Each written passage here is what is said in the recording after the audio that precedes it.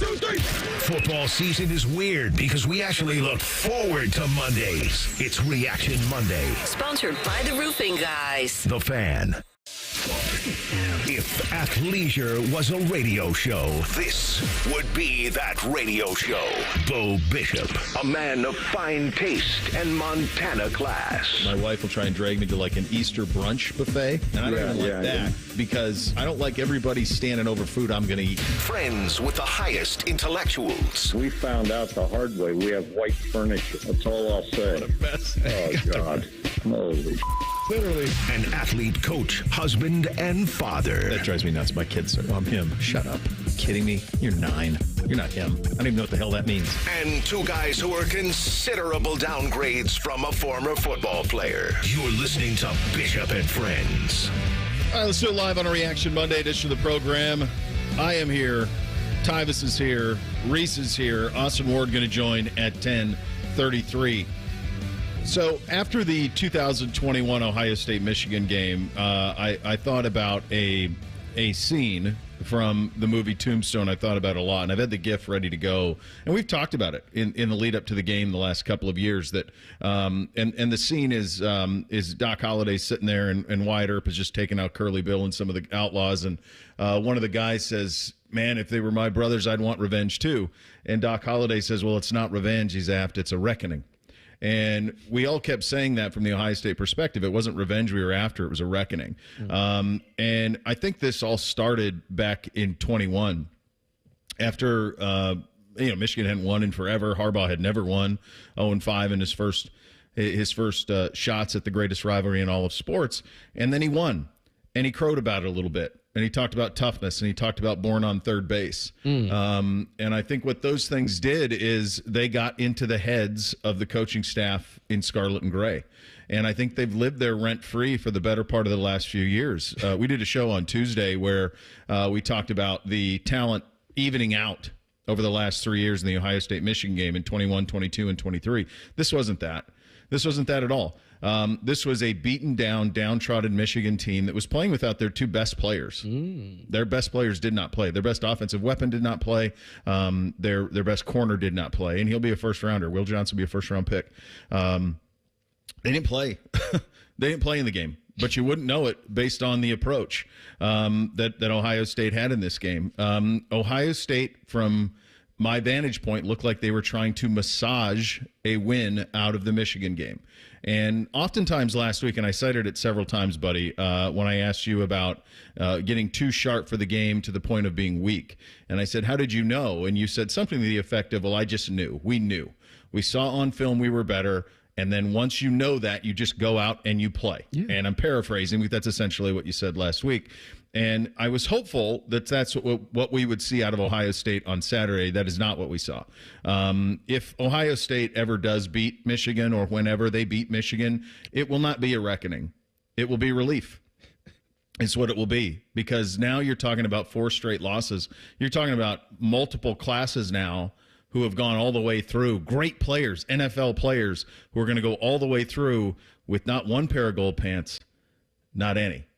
And that's a crazy thing to try to wrap your head on, based around where this thing was in the 2000s and 2010s and to where it's come now. This was a bad Michigan team. I'm not going to sugarcoat it. They're not good. They're not good. They completed 60 yards passing and threw 2 picks and went into the horseshoe and still won. That's impossible. And yet we all watched it in utter disbelief. And so when it comes time to try to make sense of this, I think the only thing that saves it sort of is that you have a 12-team playoff. And I think, honestly, if there wasn't a 12-team playoff and this season was over, I think this would be the worst Ohio State-Michigan loss of all time. I really do. I mean, people talk about 69. Ohio State won a national championship in 68. They lost in 69. People talk about 95, 96. Those Michigan teams had a ton of talent and were in some ways sleeping giants. This Michigan team is not a sleeping giant. This is not a good football team. And they came in here and you played right to their hands and kind of gave them their only chance at winning was to play at their level, T. And that's the thing that I think is a really hard one for Buckeye fans to swallow today. Obviously, you have a great many gold pants. As you're sitting there watching on Saturday, Where's your head? I sat there. So, I had to drive from Indiana. I did the tailgate show. Boom, got in the car. So I'm driving and I'm looking at the phone, but I'm looking at the road, but I'm looking at the phone. Yeah. Because there's just no way that I'm missing this, right? No. I'm thinking to myself, oh, yeah, this is about to be a massacre. You think about just how this season went. You watch the Wolverines this entire season and you just laugh like they are really bad. To the point where you got former Ohio State players even tweeting like they are a star. And I was like, okay, yeah. Then the remarkable thing is, remember this? I remember talking to you. Texas played the Wolverines. Yep. Quinn Ewers go down there and he just dogs them in they home, just dogs them. And then you go and says, oh, well, Quinn has no problem going out there getting it done. He did it just fine. So you're thinking to yourself, oh, yeah, I can't wait to this last game. Will Howard is playing some of the best ball. That defense is clicking on all cylinders. Oh, yeah, this is going to be unbelievable. And as I'm sitting there driving and watching this game, it starts off to the point where I'm like, they start off slow. And I'm like, well, that's just what we do. That's just been their MO this entire season. So that didn't make me worried not one bit. But then as the game goes on, I see Jeremiah Smith get PI, 3 times? Twice in the first half. 3 times the entire game. And I'm just like, okay, all right, so we're about to open the playbook of everybody's about to start eating. We just go sling the ball. Because coming into the game, I'm thinking without Will Johnson, obviously the only thing that they have, because I think I said it on this show. When you look at this game, right now our weakness is the offensive line because of the injuries. Their strength is their defensive line because they have those guys. They got some dudes up front. That's just what it is. And I'm like, all right, well, we just going to spread them out and keep the ball outside. And it's funny because I'm listening to Joe Klatt say the same thing. Spread the ball, get the ball outside to your guys. And we didn't see that. And I'm just sitting there, and as the game is going on, I'm like, they're tight. Why does it look so tight? I'm thinking to myself, Ryan Day giving up the play call and the Chip Kelly is going to relieve him. He's going to be like, ooh, you know what? I ain't got to worry about nothing. I can look at everybody else and make sure that everybody's motivated in those things. And to be honest with you, it looked like a Ryan Day coach game. Like the calls was something that he would do. And I think you hit it on the head when you said, ever since Jim said that comment, that's all they've been trying to do is prove that they're physical. And listen, you don't have to. In some games, you have to do what you have to do to win the game. How do you win games in this league? You find the opponent's weakness and you exploit it. That's what you do. If I was them, I would have threw that ball to JJ so many times until they triple team. They would have had to do the Julio Jones coverage on him, put 3 dudes on him before I stopped throwing him the ball because he was literally getting PI. They had no answer for him. So you went back to, I want to be the tough guy. I want to show that I'm physical. I want to prove something. And that's what they wanted you to do. The funniest part about this whole game is I was listening to Sharon Moore post-game interview, and he goes, he said, I knew when we had them at 10-10 at halftime, I knew we had them. Yep. And it's funny because it's like hearing you say that, you had doubt that y'all was even going to win this game. If you thought that, then that means you had doubt in this game that you had a chance to win this game.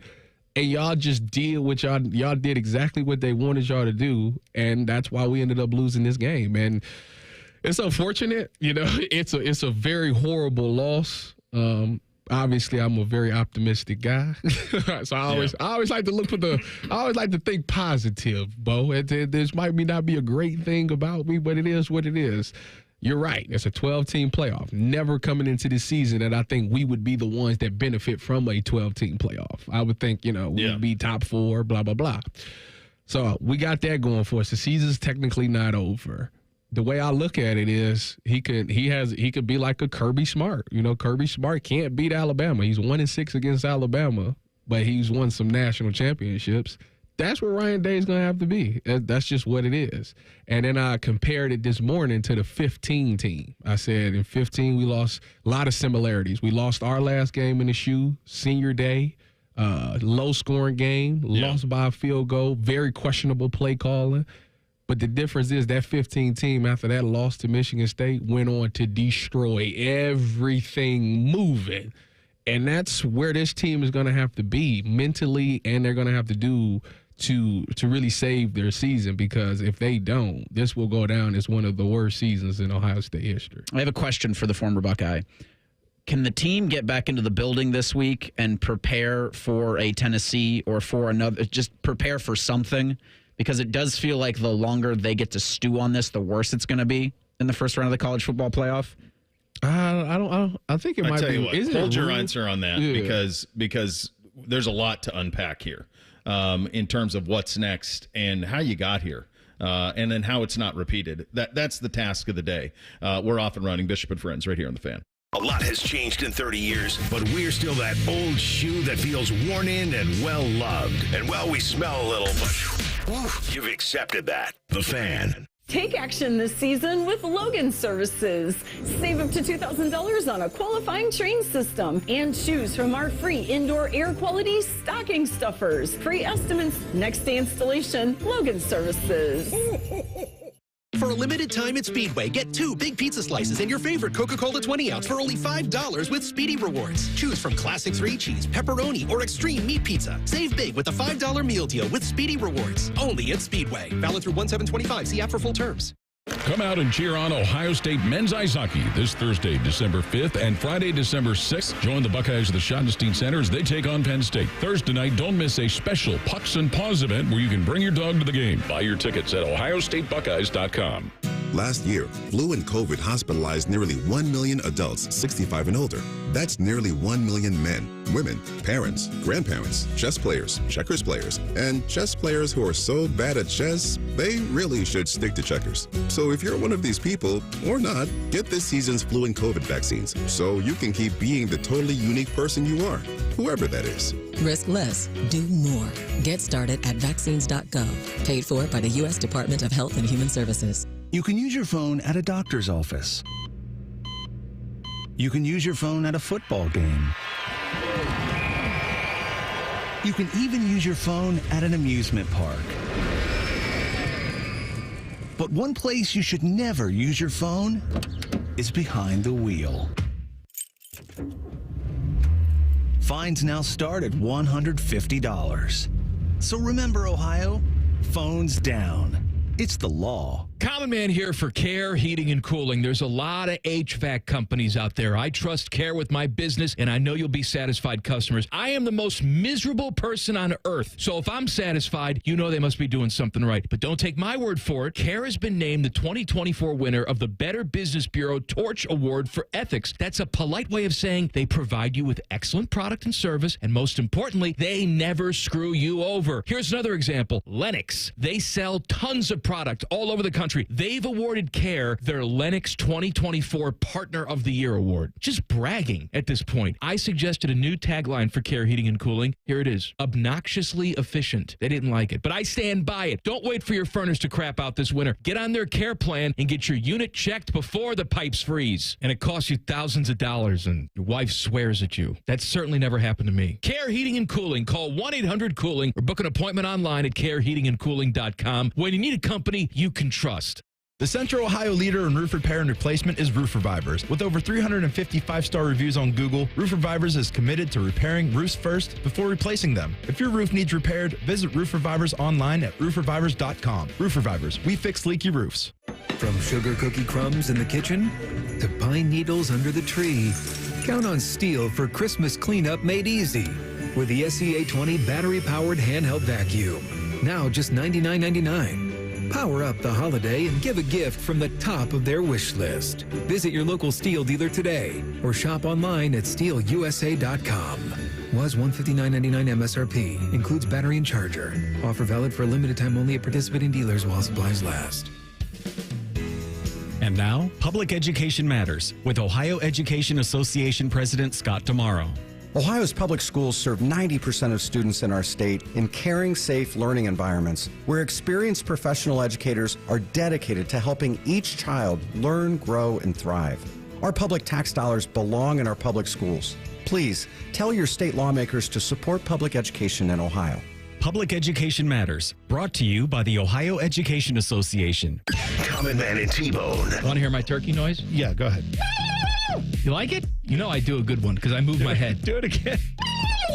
So stupid. Common Man and T-Bone. Sponsored by the Hinderer Motor Company. Weekdays 3 to 6 on The Fan. Scotty Vegas here, and I recently caught up with my friend Paige at Awaken 180. I asked about the new Awaken 180 Golden program. I mean, feeling and looking younger in addition to weight loss? Come on. It's true. With Awaken 180 Golden, clients receive the same fast weight loss results we all had, and at the same time see the benefits of what matters most to those over 60. Increased energy, improved mobility, better sleep. Results Awaken 180 Golden clients start seeing in just 2 weeks. I mean, who doesn't want to be 30 or 50 pounds lighter and at the same time feel 10 years younger? At 40, I'm already experiencing elbow pain when I play tennis and can only imagine what else is coming down the line. Want my advice? Don't let weight, don't let age get in the way of living the life you want to lead. Instead, choose Awaken 180 Golden. Call 844-346-1800 or online at awaken180weightloss.com. Fan weather. From the Logan AC and Heat Services Weather Center. It is a cold start to your Monday morning. We are sitting in the teens and 20s right now. We have a dry day today. It'll also be partly cloudy with a few peaks of sun here and there. Looking at a snow flurry or two. Today's high 31. Tonight we drop down to 19. And then on your Tuesday, looking at partly cloudy skies with a high of 35. I'm meteorologist Dylan Robichaud with your 10 TV weather impact forecast on 97.1 The Fan. News, opinions, and insight all before breakfast. Rise and shine with Morning Juice. Weekdays starting at 6. The Fan, Ohio's sports destination. Taking the art of sports radio and day drinking to a whole new level. You're listening to Bishop and Friends. I'm going to give you a couple of... I agree with what Sharon Moore said, by the way. 10-10 at half. I said, oh, they did it. They did what they needed to do. Yeah. It shouldn't have been that close. It was. And so 10-10 and a half, all of those nerviness. I've talked about this for many years on the program. That place, when it gets nervy, can swallow up the home team. And the home team got swallowed up in the game on Saturday. They got booed a couple times. Yeah. I mean, that's what happens. It just starts to turn on itself. Now, when I say that team, I should say the offensive side of the ball, because the defense did more than enough in this one. And we'll get to the end of the game in a second, where the big 3rd and 6, where Mullins kind of squirts out, and that was kind of encapsulated everything about this game through the years. But after the Caleb Downs interception, it's a 10-10 game. After the Caleb Downs, so Will throws the interception previous drive, then Caleb gets the interception on the next one. Here are the 3 plays for Ohio State from the Michigan 16. This is at the 16-yard line. Quinshon Judkins runs up the middle, no gain. 2nd down. Will Howard pass complete to G. Scott for no gain. 3rd down. This is the draw play where they basically just concede the field goal. Travion Henderson run for no gain to the Michigan 16. We ran 3 plays, gained no yards, and attempted a 34-yard field goal from Jaden Fielding. He missed it. It remained a 10-10. That is impotent offensive approach. Is what that is. That is not trying. But that ain't the end of it, buddy. Because guess what? Jack Sawyer says, all right, fine, I'll pick one off too. And by the way, if any other quarterback who has played for Michigan in the last half decade were quarterbacking that game, that's a touchdown. Because the tight end is so open, there ain't anybody within 12 feet of him on the play. But Jack Sawyer drops at the perfect time, and because of the incompetence at the quarterback position of Michigan, he gets an interception. It's a great play by Jack. It was a great play. Here are the 3 plays that follow. 1st and 10 on the Ohio State 12. Travion Henderson run for 5 yards. So it's 2nd and 5. 2nd down play. Will Howard pass incomplete to Carnell Tate. 3rd down play. Will Howard run for 4 yards to the Ohio State 21 and punt. This is the thing. I'm going to tell you something that's going to blow your mind. Our last first down was at 5:59 of the 3rd quarter. That was our last first down in the game.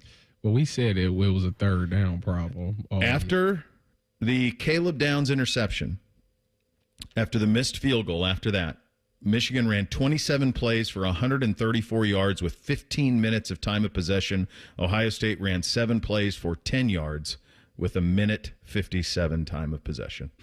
Finish. I tell you what, the questionable thing is, so I've been removed from the game for a couple of years, but I always knew that after a change of possession, you always take a shot. Like, that's just what it is. Like, and it was a very conservative approach to run the ball on 1st and 10 both times. Like, that's take the shot. Like that, they literally Jeremiah Smith got can't, one target in the second half of the game. They literally can't guard your receiver. Now, don't get me wrong. Will Howard, he played. He had a bad day to have a bad day. Like, he regressed in this game. He threw some of those. Do you think the hit that he took early in the game did more damage than we know? I think so. Because it was, he was out, he got back in, but when his first couple of passes when he got back in was kind of like, a little shaky. So I wonder if that was the case, but he was going to fight, and I understand him. Hey, you know what though? That's not on him. That's on the coaches. If he can't drive the ball,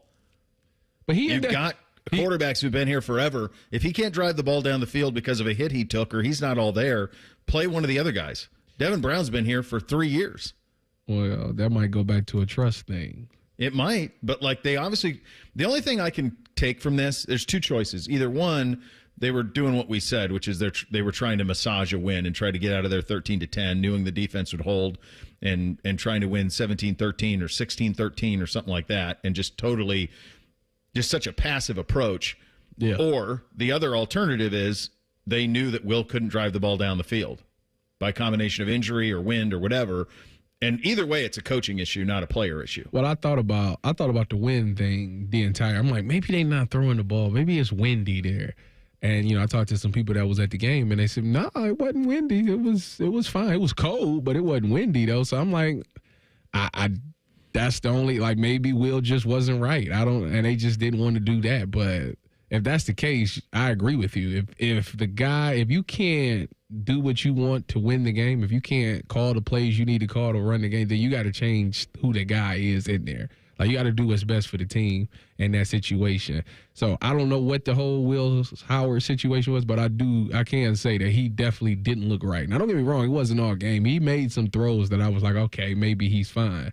But some of them early throws was like, ugh, I don't know about that. So that's something that they got to think about. Listen, what this game did to me as an alumni, and this is the sad truth and reality, as I was so this is how the end of the game went. Reeser wanted to know how was my text message? How was the text change? Like guys who you played with. Like just my phone. Yeah. How did my phone look after this game or during this game? So I have, as you know, I do the Ultimate Cleveland Sports Show. Well, our executive producer is a Wolverine. So he's please, they talk about fire Ryan Day. Please keep Ryan Day. Please keep. So that's where he's at. And then I get a phone call from Richard Sherman, and he goes, but you tell me that they gonna win the championship. And it's the thing. That's the thing. As an alumni, this is just a sad reality. I can't poke my chest out anymore. Like, I can't go to people and be like, when you see some of them play somebody, I can't have 100% confident in faith knowing that they'll win that game. That's just not where we are. The last big game that we were able to do that was 2020 against Clemson. That was it. After that game, that was the last big game because Utah is Utah. Now, let me just push back, and no one wants to hear this, but I will say at Notre Dame's a pretty good win a couple of years ago. And I'm not trying to give anybody flowers for that, but that's a decent win. And they listen, it's this one. I don't think if the approach is the approach in the loss to Georgia, you beat Michigan by 2 scores. Yeah. Sometimes if the approach is the approach that you had against Oregon, you beat Michigan by 2 scores. This is a Michigan problem. I thought this is a Michigan problem. Well, Coach Day said that he apologized to the team and said he would never coach like that again.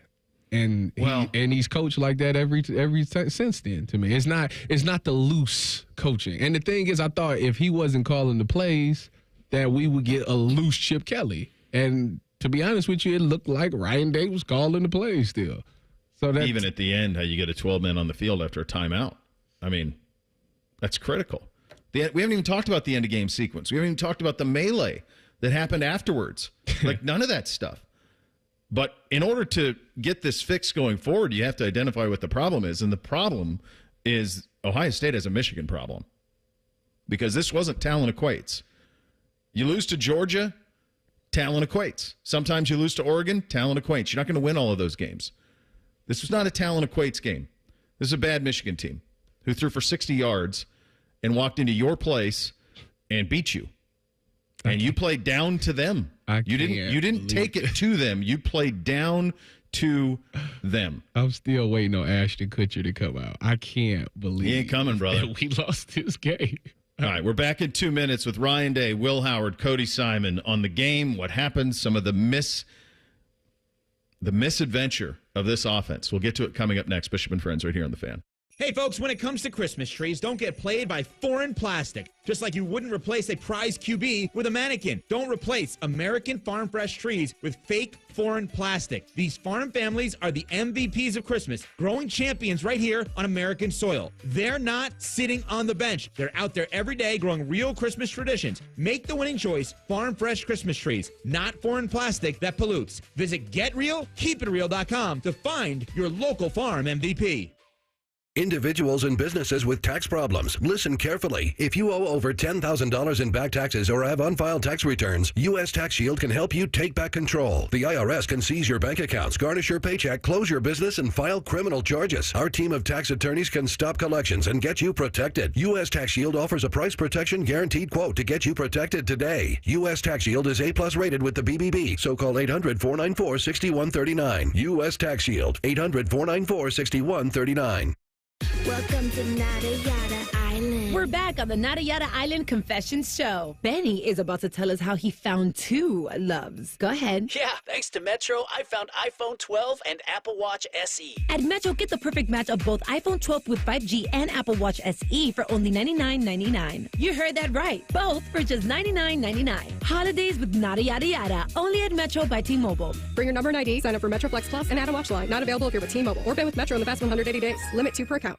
Hey, Ohio, Prime Sports has arrived. The only book where you can lay 108 instead of 110 on all your favorite teams. Football, baseball, basketball, hockey. Why would you risk more to win the same amount at another sports book? Download the Prime Sports Ohio app or visit our website, primesportsbook.com, and use promo code JUSTSPORTS to get a welcome bonus up to $100. And be a member of the Prime Sports family. Terms and conditions apply. Visit website for details. Must be 21 or older and present in Ohio. If you or anyone you know has a gambling problem and wants help, call 1-800-GAMBLER.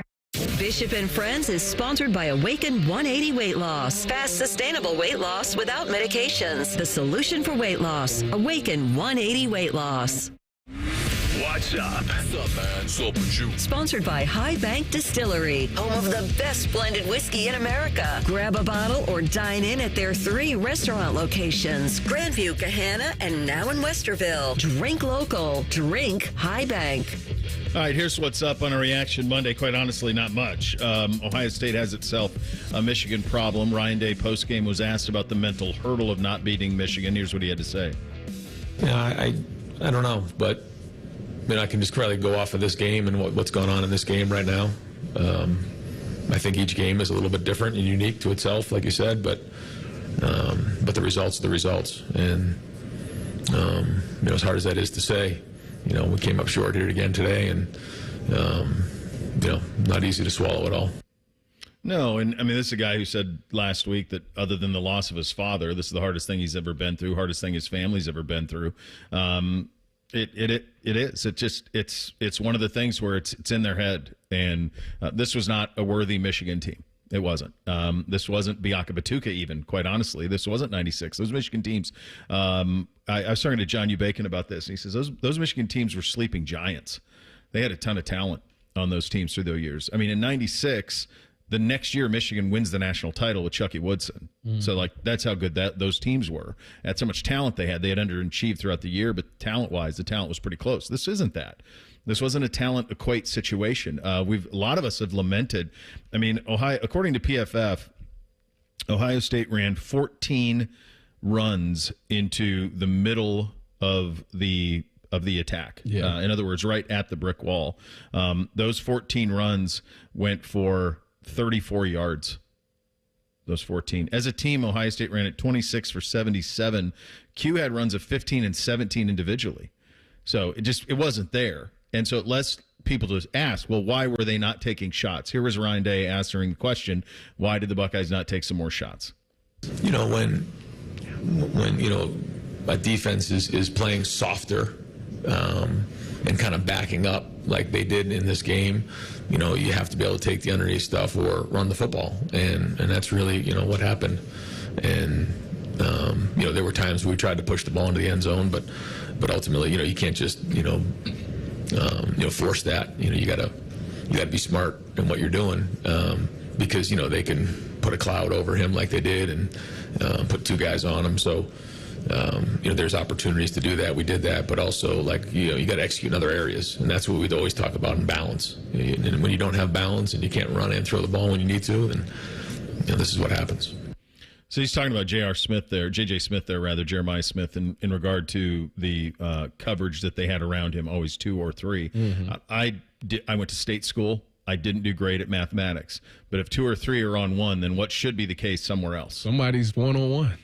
Or wide open. None. Yeah, I agree. I agree. So someone's open. You don't just have one NFL receiver. You got 3. Correct. And I think that's the thing that a lot of people really wasn't hearing that part because of that. Like, okay, all right, so they double JJ. Emeka's about to go down as one of the best receivers the best statistical receiver in this program. Yeah. He's there. Carnell Tate has been great this year. So, that's a lot of people really not trying to hear that one. But I understand what he's saying as far as you got to take the underneath stuff. But I just feel like they didn't do that. I feel like to me, it just seemed like they wanted to run the ball. You had these 2 great running backs, and you just wanted to continue to run the ball. And it was just until it became an obvious passing down. And it's like, well, yeah, they're going to drop 8 on that then. So it was like, yeah. You spent basically the whole game in 3rd and long. Yeah. I mean, there wasn't much. I'm just looking at these possessions in third quarter, first possession, you get nothing. You go 10 plays, 56 yards. On first down, it was a Q run. That's the one where he hit Emeka for the 9-yard gain. Second set of that, it was a pass incomplete. Then it was a pass. I mean, and then that goes with the punt. So you go nothing there. I mean, they get nothing in the second half. They went 7 plays, 31 yards, and an interception in their second series, and 2 missed field goals.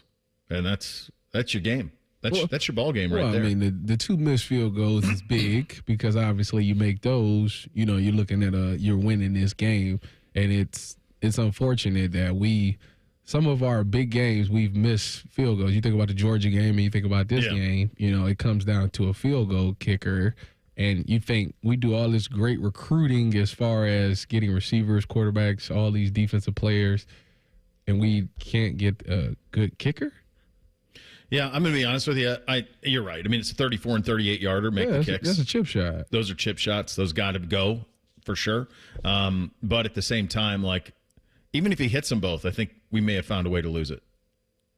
Oh, that's where you at with this. That's where I'm at with it this year's version. They finding a way to lose the game. That's where I am with this year's version. I just think it's the whole approach was so stunning to me. I agree. And it's funny because Tim and I were doing the show on Friday, and both of our first thing was, I hope that essentially, I'm paraphrasing, I don't want to put words in his mouth, but you can go back and listen to it. The first thing we said is, don't continue to run your head up against a brick wall. Mm-hmm. Right? There's the one thing that they had was the 2 NFL defensive tackles. If that ain't there, then go find something else. And by the end, the other thing is you gave them belief in the first half. Yeah.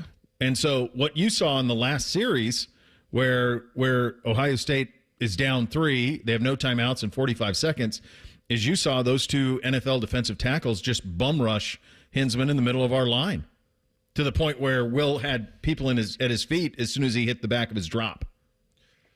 And so they didn't move the pocket for him. There was nothing, no creativity to it. It was a stunning approach. Will Howard came on with Matt Andrews postgame. God bless him for doing so. That takes a lot to do it. He did it. Here's his thoughts on the game. Win or lose, you're always very forthcoming. And so just what are your thoughts and feelings after a tough loss like this? I'm sorry, I'm not going to be very forthcoming. I don't really have anything. I just lost for words. What did they do defensively that caused problems today? They beat us. Yeah. when you look forward, is there a next goal, step ahead, or are you just right now trying to figure this one out? No, we got everything in front of us, man, but I can't emphasize how much this one hurts right now. Thanks for your time, Willie. I think what this means to a guy like Cody Simon, you think of all those guys who came back just for this job. Here was Cody postgame. We just didn't get the job done. That's it. And was that a product of what they were able to do running the ball, or what do you attribute that to defensively, Cody? Sure, I had to get a stop. We didn't get a stop when we needed it. That's pretty much it. Thanks for your time. I appreciate it. I know that feeling right there. I know that sounds just like us at Michigan State in the 15. We just didn't get the stop when we needed it. It's unfortunate. Well, you mentioned the parallels there, right? So it's so interesting. Like, if you think of the things that you can – the defense had no margin for error because of the approach. Yeah. Defense had to play perfect. Yep. In the first half, Sonny is engaged on a block, and they squirt out right past his ear hole. Right, because he's a little bit too engaged on like he doesn't even see it. Yeah. That made me so mad. You got to keep your outside arm and leg free, man. He went and just completely tried to go in there and gave up the outside. He was just trying to blow up the guy blocking him, right? Yeah, you got to keep your outside arm free, like at all times. Right past. Yeah. Then there was another one inside the 30 from him where he's in man and everybody else is in zone. Mm-hmm. You remember this one? Mm-hmm. But the one that will go forever is the 3rd and 6, because despite all of the ineptitude offensively, you've got a 3rd and 6. Michigan will not throw the ball at this point because he cannot complete a forward pass. So they're just running it. Yeah. He had just thrown 2 picks. They are not throwing the ball. Michigan would have been completely comfortable punting and backing you inside the 10 because they know you weren't doing anything offense and just hanging out. I mean, they were completely competent with that. And they ran Kalel Mullins to the right. And you got him bottled. They had him. That's the part that's what makes it so hard. They had this man wrapped up, and I don't know how he got out. I don't understand. He went 27 yards, and that's kind of it. At this point, when it's inside of 2 minutes and you've got your 2 timeouts, and there's a 1:57 left, and you tell me if I'm wrong here, I said let him score. That's funny. Let him score. I said that to I was talking to my wife because I had made it home by then. I was like, I wonder if they're going to let him score on this play right here to try to get the ball back. No, no, because I would have. You got to play maybe he'll miss a field goal type thing. We've been missing them, so maybe this would be the time that he missed one. I said to my wife, I was sitting there watching. I said they didn't jinx him. They talk about this kicker is the greatest kicker, blah blah blah. He gonna miss it. And no, he nailed it. No, he nailed it. He was good. Right now, he's not missing it. Like, no, he's good. He was good. The 12 men on the field is impossible too in that scenario. I mean, you're coming out of a timeout. So that gives them the extra set of downs. That eliminates your timeouts. Like, you've got a 3rd down. You take the timeout. Now, I still think Michigan probably would have got it because we weren't stopping them at that point. But you're coming out of a timeout, and then you get 12 men on the field. You try to take a timeout. You can't do it. You just took one. They're just a total disaster in the last 2 minutes. I was watching Jake Butt did an interview with J.J. McCarthy. And for the Big Ten, and I was watching it, and J.J. McCarthy was telling, what's the quarterback that played for the Wolverines yesterday? What's his name? Davis Warren. He was telling Davis Warren how, in this game, it's going to be a lot of emotions, a lot of stuff that goes on. And he said, you got to find a way to get calm. He said, if you play into the emotions and you let the crowd play a part, then that's going to lead you to have a bad game. Once you get in there, you got to get calm. You got to find a way to get yourself calm and play this game. Could JJ have given that advice to our guys? Yeah, he needed to. That would have been helpful. Yeah, that's the thing. Like you get in there and you start overdoing it, and the emotions get there. Don't get me wrong. Like, I like the passion and all of those things, but as you can't allow that to mess up what your, like, for example, Sonny Styles. We've been talking about Sonny Styles, how great these linebackers have been, how big of a step he's made this season, how this guy potentially is an NFL player right now. And he goes out there and he decides, because I think he wants to show people that I'm tough, I'm physical. You go out there and try to destroy this block, and you lose leverage because of that. But I feel like if it was a regular given game, regular given play, and it wasn't the Wolverines, you keep your outside arm free because you know you got to keep contained on this play. So that's what I'm saying. Like, you can't allow your emotions to mess up what you're doing. And that's the part that we got to get a hold on. That's what I was talking about earlier. That's the living rent free in your head stuff. Right now they are, and I don't know how you fix it. And it spilled over afterwards. A melee on the field. I got to be honest with you, I didn't have a problem with it. I'll get to it coming up next. Bishop and Friends are here on The Fan. This promo is brought to you by Common Man and Timmy Hall's Ping Pong Game. The Fan. Listen, you've been making house payments for years, right? And right now, your home's value has never been higher, right? That means you're likely sitting on a small fortune in equity. Good for you. That's cash you could use to help secure your retirement, solve all your financial burdens, enable you to travel, everything you want. The catch is, you're not ready to move. No problem. You don't have to with the TrueHold Sell and Stay Leaseback program. This is a genius financial strategy. You sell your home to TrueHold while its value is high. You bank all that equity in cash now, and you can stay as long as you like with an easy, affordable lease. And TrueHold pays property taxes, insurance, and maintenance. TrueHold unlocks your wealth without uprooting your life. Get a TrueHold offer now while your home's value is sky high. Call 1-855-300-9993 or visit TrueHold.com. The smarter, faster way to cash out without moving out. TrueHold.com. Do you need a new health insurance plan? Now is the time to get one. Literally. If you want Affordable Care Act coverage that starts January 1st, just make sure you apply by December 15th. But don't stress, Health Markets can help. At healthmarkets.com, you can look for available plans or find a licensed insurance agent. They'll answer your questions and when you're ready, even help you apply for your plan. Start the new year off with a plan that fits your needs and budget by visiting healthmarkets.com. Health Markets Insurance Agency, Inc. is licensed as an insurance agency nationwide except in Massachusetts. To Central Ohioans, fall means one thing, football. At Sears Heating and Cooling, fall also means one thing, furnaces. We're not plumbers or electricians. Nope. For 74 years, we've been your Central Ohio heating and cooling experts. Need an electrician or plumber? We'll gladly give you a referral, but we won't pretend to be your one-stop shop for all the trades. We're HVAC experts, and our mission is to provide the highest quality service at the best possible price. That's the local advantage of doing business with your neighbors at Sears Heating and Cooling. Online at SearsHeatingCooling.com. Time to work on your gift list with Black Friday deals at the Home Depot. Right now, get a select tool from top brands like Ryobi and Milwaukee for free when you buy a select battery kit. Choose from reciprocating saws, multi-tools, sanders, and more. Whether you're stocking up on power for your personal workshop or grabbing the perfect gift for someone else's. Get Black Friday tool deals delivered from the Home Depot. Limit 1 per transaction. Exclusions apply. Full eligible tool list in-store and online.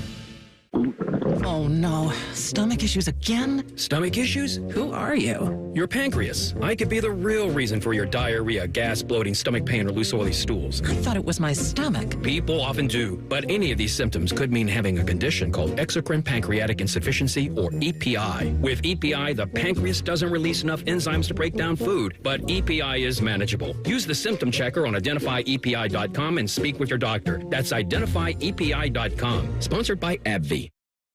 Life insurance. Why are you putting it off? Can't afford it? Too much hassle? Think you don't need it? There's lots of excuses for putting off life insurance. But if you weren't there, who would pay the mortgage and other bills? With Ethos, you could be covered in 10 minutes and boom, family protected. Ethos, fast and easy online term life insurance. Up to $2 million in coverage with no medical exam. Some policies as low as $1 a day. Answer a few health questions and get your free quote at getethos.com. That's getethos.com.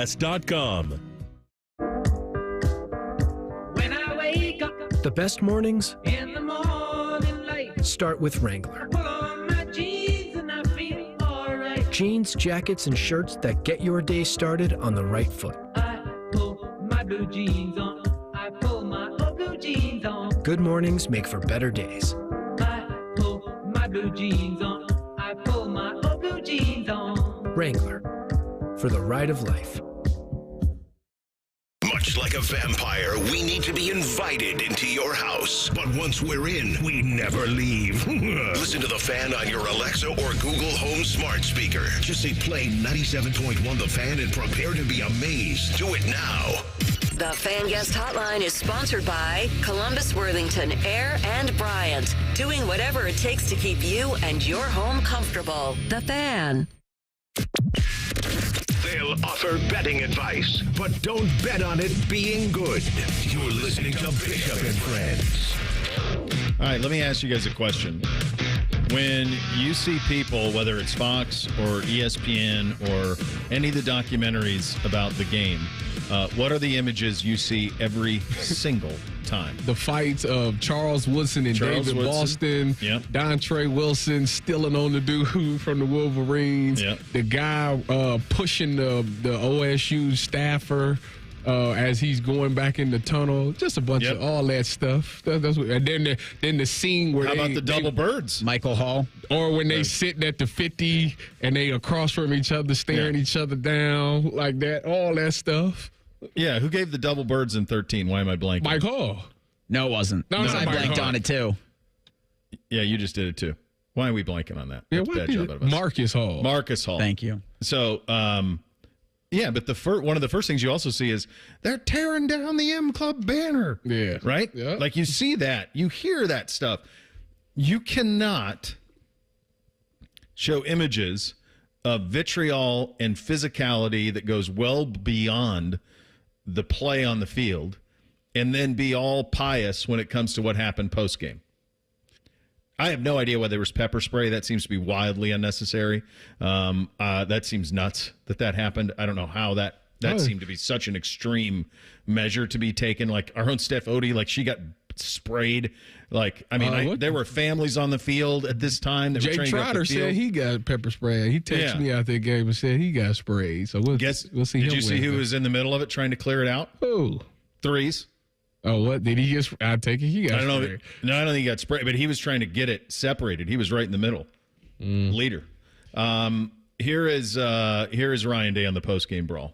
I don't know all the details of it, but I know that, these guys, are looking to, put a flag on our field, and our guys weren't going to let that happen. So, I'll find out exactly what happened. But, this is our field, and certainly, we're embarrassed with the fact that we lost the game. But, there's some prideful guys in this team that weren't just going to let that happen. The Big Ten fined Michigan and Ohio State $100,000 each for their role in the post-game melee. The Big Ten says it considers the matter concluded. We'll have no further comments.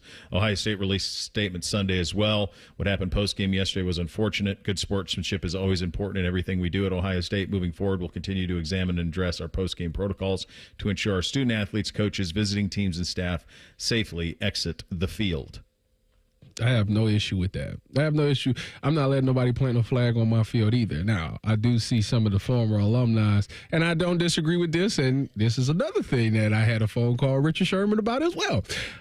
The fact that where was this energy for 4 quarters? I agree with that. Like that's a fact. You should be, for example, I'll give you an example, national championship game. National championship game, for me, I literally gave it everything I had, Bo. There was nothing else that I could have done in that game.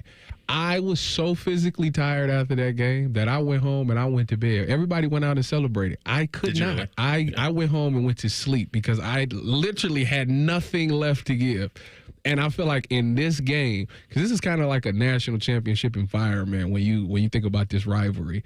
You should walk off that. You should have that same feeling to where you shouldn't even have energy after the game because you gave it everything.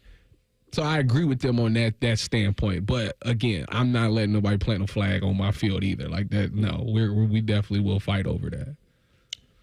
And this happened throughout Rivalry Saturday, by the way. It happened it was Florida like State, Florida, NC State, North Carolina. Yeah, there were a ton of fights that happened post game. This is Baker's fault. It is Baker's fault. You know what? He literally just released a statement like maybe 30 minutes ago. I haven't read it. I seen it come up on my phone, but I haven't read it. But he said something about the flag planting stuff. Yeah, he was. Yeah, I mean, I always thought he failed an intelligence test because he was trying to plant a flag in turf. So you're not going to be able to get it to stick. That's true. Look, I just think like you can't have it both ways. You can't love all of the physicality and all the stuff that's beyond the game of play and then think that something like this isn't going to happen. Like this is all we talk about. I remember doing this exact show, a year ago. And I said, and Reese, you probably remember this, nothing, because at that point you weren't playing for nothing. You're playing for nothing. You're playing a nonsense Cotton Bowl. Right? This team still has stuff to play for. Mm-hmm. But what I said last year on this show was nothing that happens between now and a year from now matters. Nothing. Yeah. We will not enjoy the wins. I said this. I said, you're not going to enjoy an Oregon win if one comes. You're not going to enjoy a win against Penn State because all that's going to matter is what are you going to do when that team from Ann Arbor comes down here and plays in the shoe. That's a fact. And so the difference this year is that they have a 12-team playoff, and it can serve as a bomb on a burn, if you will, if you make a run. So this team has an opportunity. Now, you can talk about the validity of that opportunity, or if they're up for it, that's fine. I think all of I don't know what happens now. What do you mean? What are you talking about? Are they up for it? No. I'm saying, are they going to how are you as a team going to respond? You're talking about 2015. Yeah. You were on 15. I covered 14 and 15 and 13 and 12. Do you think, and you know what that team had? Dogs. Yeah, that's true.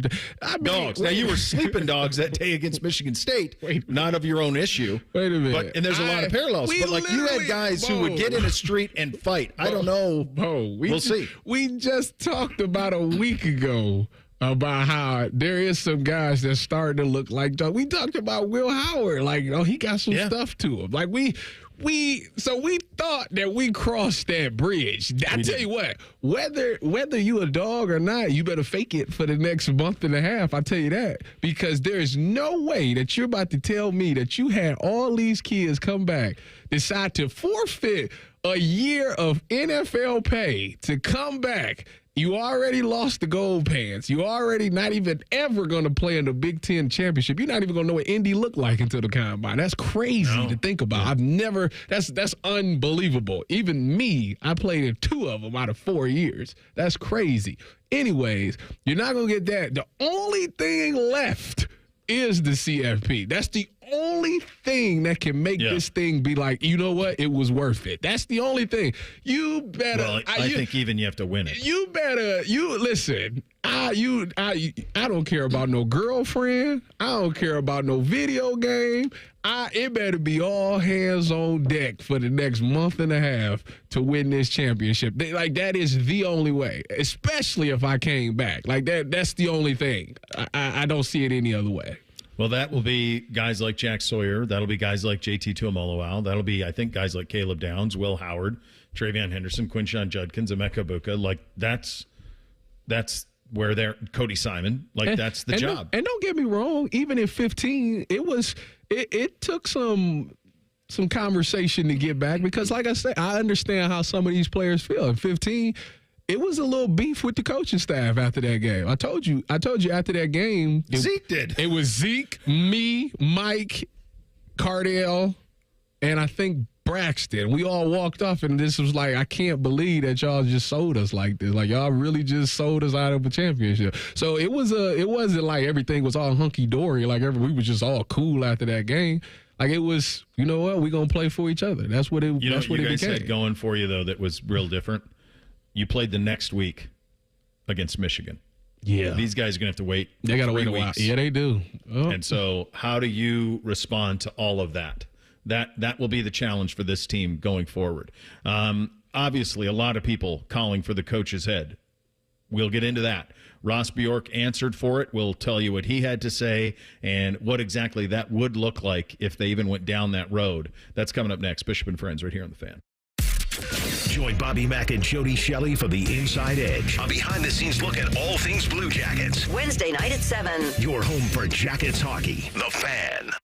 By the time you're finished listening to this Pepsi Zero Sugar, you'll be 15 seconds closer to kickoff. Stock up now. Bengals game day is so close, you can almost taste it. Bengals watching.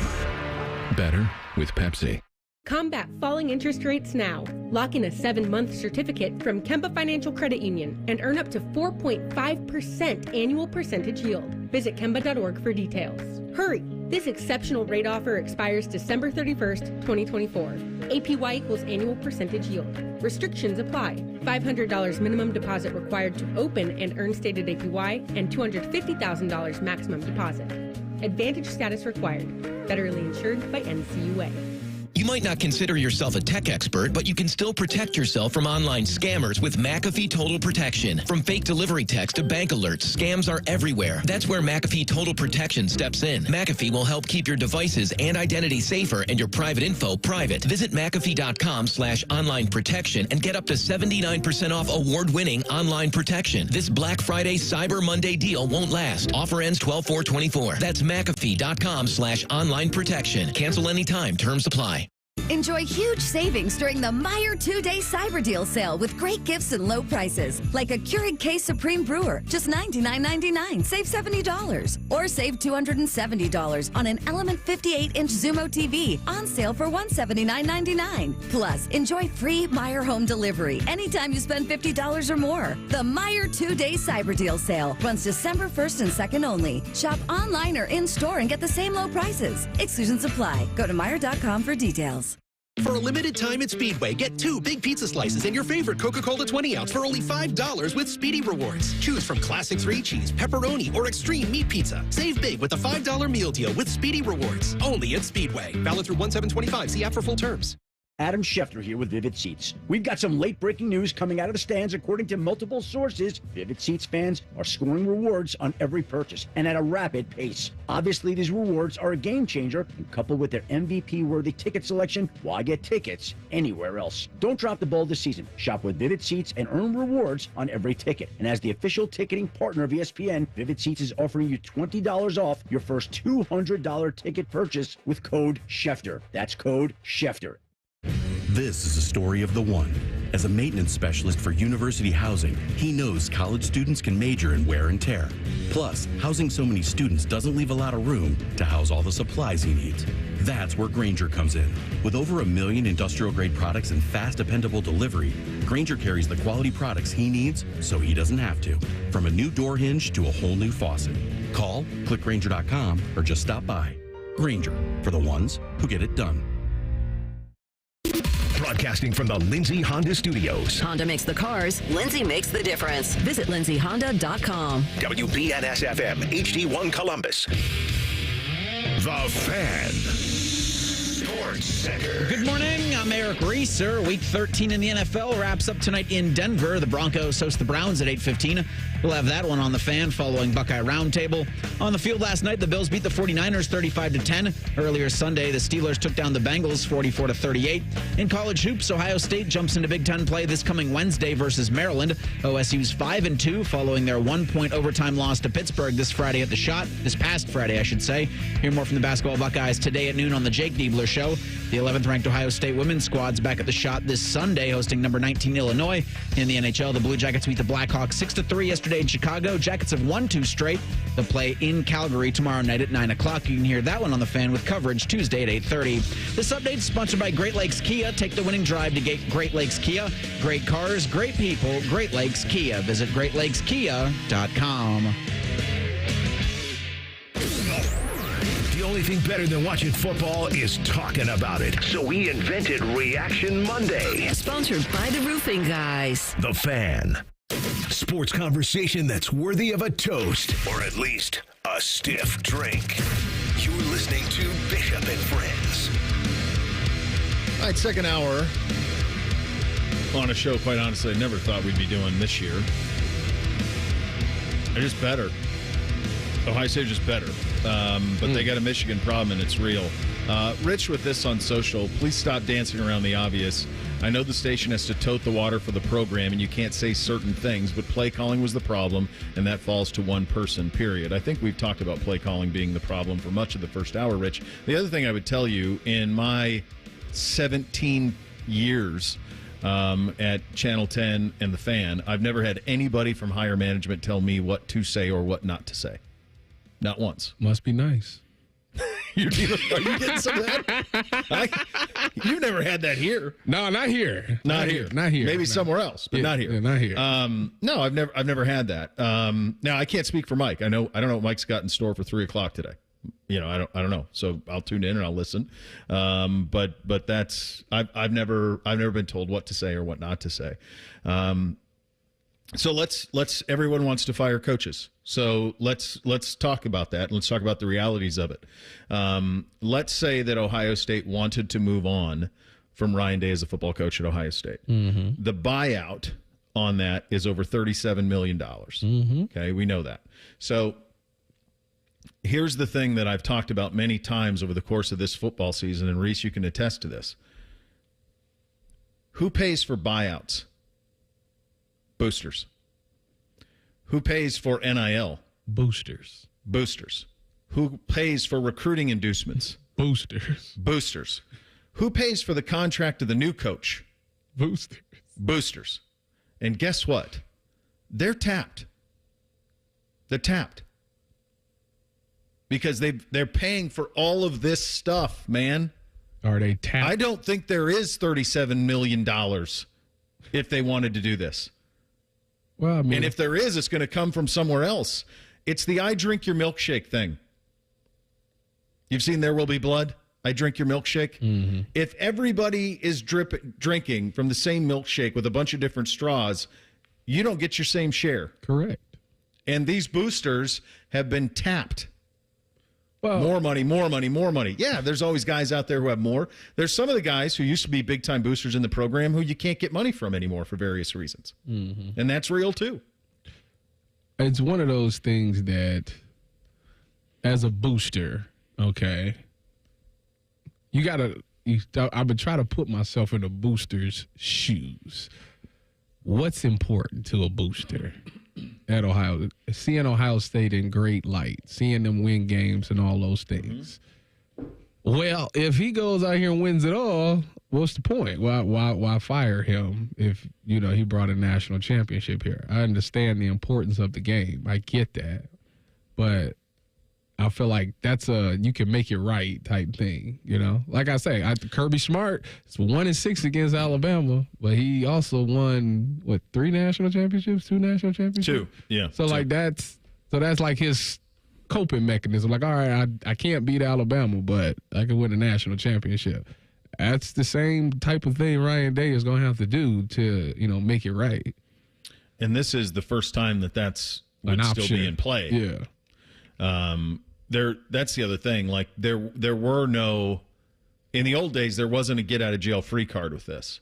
Mm-hmm. And I don't even know if the 12-team playoff is a get out of jail free card more than it's an olive branch. You can grab it and it can take you wherever it takes you. And so that's what's different. I mean, can you imagine if this were last year? Oh, we done. And we back to the Michigan game, and then you're going to go play in the Cotton Bowl against Tulane. Yeah, I couldn't even tell you. I don't even remember what happened in the Cotton Bowl, other than everybody forgot that. Keen Holtz looked like he had never played football before in his life, and they put him in there. Jack Sawyer had like 3 sacks that game. I remember that. So we can deal in fantasy or reality. The reality is that this is a booster group that has been taxed. Truly. In terms of they're writing checks. Mm-hmm. One after donate. And at the same time, you're saying like, okay, so now we got to cobble together. Guess what's this week? National Signing Day. Yeah, what's that, tomorrow? Wednesday. Yeah. So guess what that means? Checks. There's all these kids around the country who are saying, hey, man, Texas just came in with an extra $1.50. Oh, for sure. Especially after that game. Oh, man. Texas just offered me another $150. You sure? You sure you don't, I got another, we just so happy to come up with another $200,000 for you. Can you find me? You find me a extra couple $100,000 to stick around? I don't think it was a coincidence that yesterday, if you were on social, you saw a lot of the guys who were committed. Tavian St. Clair, Riley Pettijohn, Devin Sanchez, they all put pictures up. Yeah, I'm still here, not going anywhere. Like, that's not by accident, right? So that's the other part of all of this is you are because of how broken the calendar is, any sort of coaching change stuff is very difficult to do. Yeah, you got transfer portal, you got recruits. Like if you fire him now, you risk losing out on recruits, and you risk guys hitting the transfer portal before they even try to compete. And then the other thing is, if you fire them after, now the thing is, guys from this team can still hit the transfer portal, but you can't bring nobody in out of the transfer That's portal. what happened to Michigan when Harbaugh left late. And Alabama, I think. Alabama, too. Yeah, Michigan really they both. Yeah, the guys could leave, but the portal was closed, and they couldn't do anything to rehabilitate it during the course of the season. Ross Bjork spoke to the Columbus Dispatch about Coach Day. He said, our full focus right now is on the college football playoff, making a strong run. We have a ton to play for. We have a great team made up of talented players and great young men. Coach Day has done a great job leading our program. He's our coach. So that's the realities of where that is at this point, and it's a get out of jail free card that's out there waiting, and everyone's pissed off right now. And when you're pissed off, you have rage, and you want things fixed. And what do? We break things, right? That's the idea of what happens when you feel like you've been wronged. This one, I got this email. I obviously got a ton of emails this week. This one from Michael. The subject was the game yesterday, and he wrote, Bo, your show is always great. I'm the guy, been to the shoe for almost 70 years, and was there yesterday. Goal always the same. Beat Michigan, win the Big Ten. For me, nothing else matters. Nothing. Not one thing. Sheesh. Brutal loss, and I have no interest in any more college football this year. Keep up the good work. Mike, thank you so much for the email. I appreciate the kind words about the program, but I don't believe you, sir. And I believe your vitriol. I believe your anger. Nothing. I understand that mindset. I get it. And I think that's where everybody is. But if this team makes a run, you're going to be right back in it.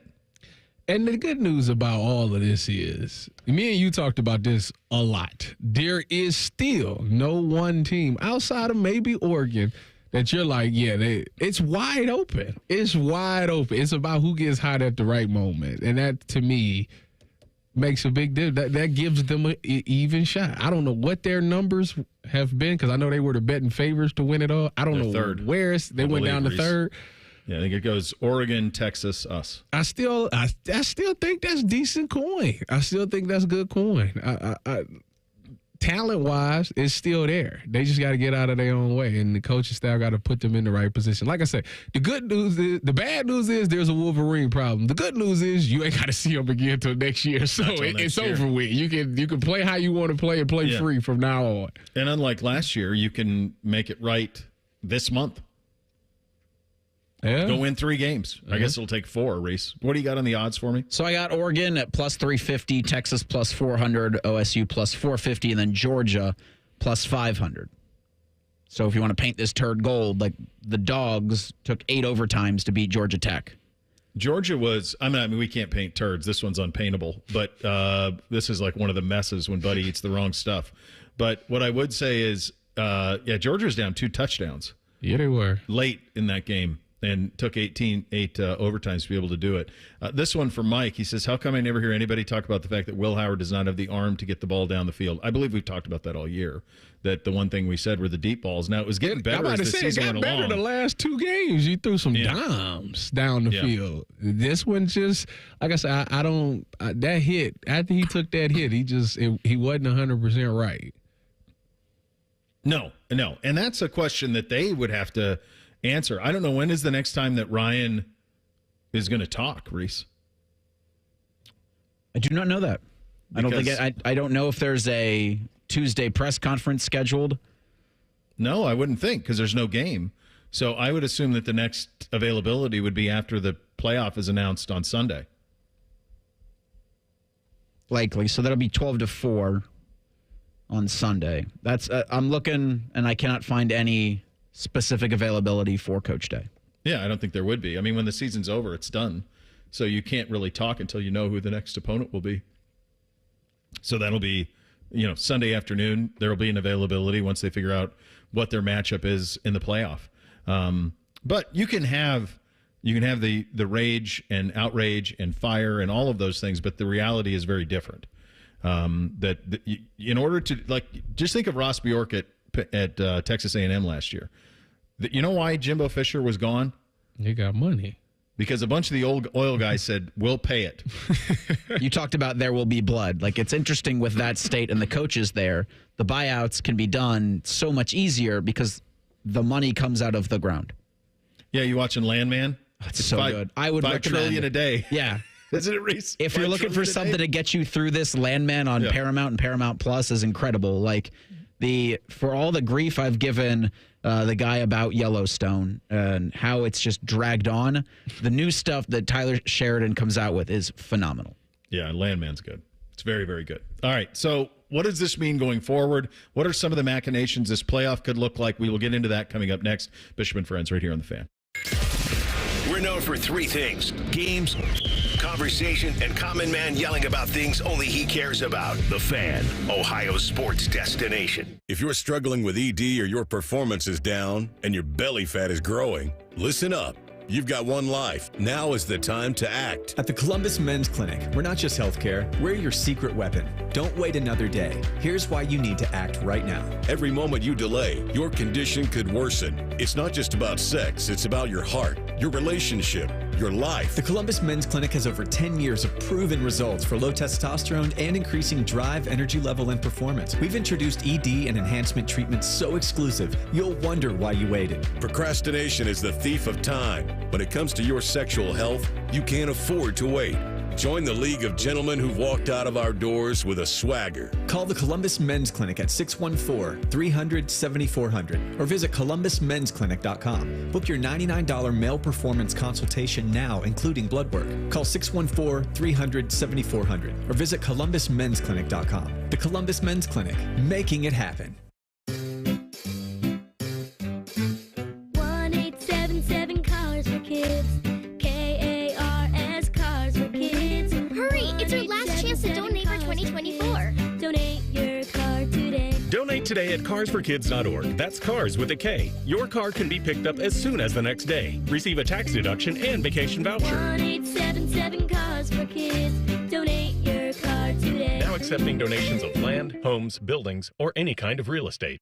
Meijer holiday deals are here. Shop Meijer to find gifts for everyone on your list and save money while you're at it. This week at Meijer, earn a $10 coupon when you spend $100 or more in store. Redeemable December 8th through the 14th. Plus, Yankee Candle products are buy one, get one of equal or lesser value for just $1. And for the young at heart, enjoy 25% off toys from popular brands like Disney Princess, Fisher-Price, and Little Live Pets. Shop Meijer and bring joy to the holiday season. Some exclusions apply. See Meijer.com for details.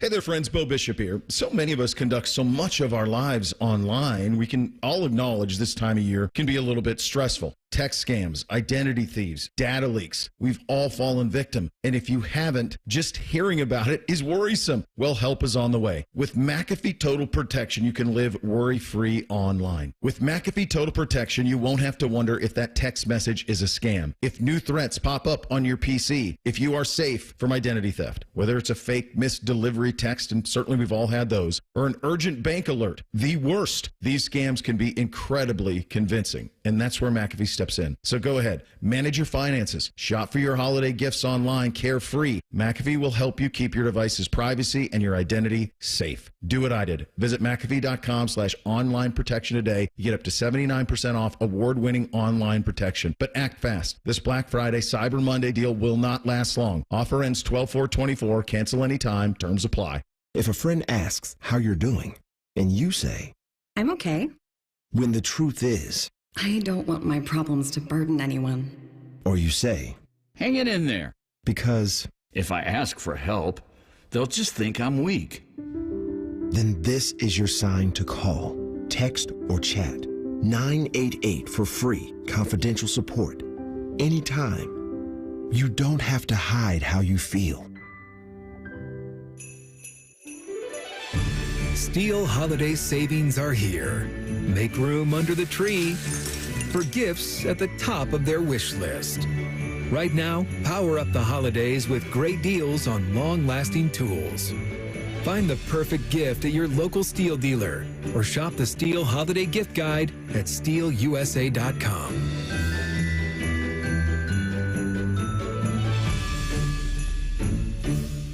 Guess what? Our ugly faces are on YouTube. Search 971 The Fan and watch all your favorite shows. Laptop, phone, tablet, smart TV, we're everywhere. Bring us in the bedroom with you. Yes, The Fan. Fan weather. From the Logan AC and Heat Services Weather Center. Today, looking at a lot of clouds out there. We stay below freezing. It is cold out there, high 31. Another cold one tonight, 19 for the overnight low. Wind chills tomorrow morning, around 10 degrees. Tuesday, look for partly cloudy skies with a high of 35. I'm meteorologist Dylan Robichaud with your 10 TV weather impact forecasts on 97.1 The Fan. Common Man has spent the past 18 years telling you how much he hates people. And yes, that probably means you, too. Common Man and T-Bone. Weekdays at 3. The Fan. Drink recommendations, movie reviews, sports discussion, or whatever the hell Reeser does. This is Bishop and Friends. And we are sponsored by Awaken 180 Weight Loss, fast, sustainable weight loss without the medications. The solution for weight loss, Awaken 180 Weight Loss. All right, here are your conference championship games for this weekend. Oh, Battle of the Bricks, Reese. Has that ever happened in the MAC? Not in the past decade, at least. I don't know if it ever has. Wow. So Friday night, you'll get a little jump start on it. It's UNLV at Boise State. That's the Mountain West game. With the win, Boise State would be in. I think Boise State would be the 4 seed, honestly, if they win that game. I think they'll be the 4. And so can you imagine that? They're going to get a bye in this thing. It's crazy. All right, in terms of Saturday, the noon Big 12 game is Iowa State, Arizona State. I think they are playing for the 12 seed. I think the winner there will be the 12. The SEC championship is at 4 o'clock. That is Georgia against Texas. Texas right now, 1.5-point favorite. They will play at 4 o'clock. The winner there is the 2 seed. That's a rematch, right? Yeah, they played. Georgia won in Austin. That is the winner. There's the 2, unless Penn State upsets Oregon, but I don't give that much chance. So the Big Ten title game is Penn State against Oregon. That's in Indy. Oregon is a 3.5-point favorite. And Tyvis will be there on the tailgate show. Just knew. I just knew that it was going to be an easy week for me, Bo. I was going to have to just study Oregon. Because I just had Ohio State. You knew the Bucks. Yeah. You're set. They'll mess that up. The ACC title game goes head-to-head, which is pretty wild that they didn't split those up. That's Saturday as well. Incidentally enough, the Big Ten championship game is on CBS. This was the Kevin Warren one, so that one you can watch on Channel 10. Of course, listen here. Well, no, you won't be able to listen here on the Fan because, of course, we're not in it. Think about the default mechanism, almost said. Like the Buckeye game on Channel 10, and it's, in fact, no, it's not. Yeah. It's still hard to wrap your head around it. ACC is Clemson and SMU. I think if SMU loses, this is what this is going to all come down to in terms of the 12-team playoff.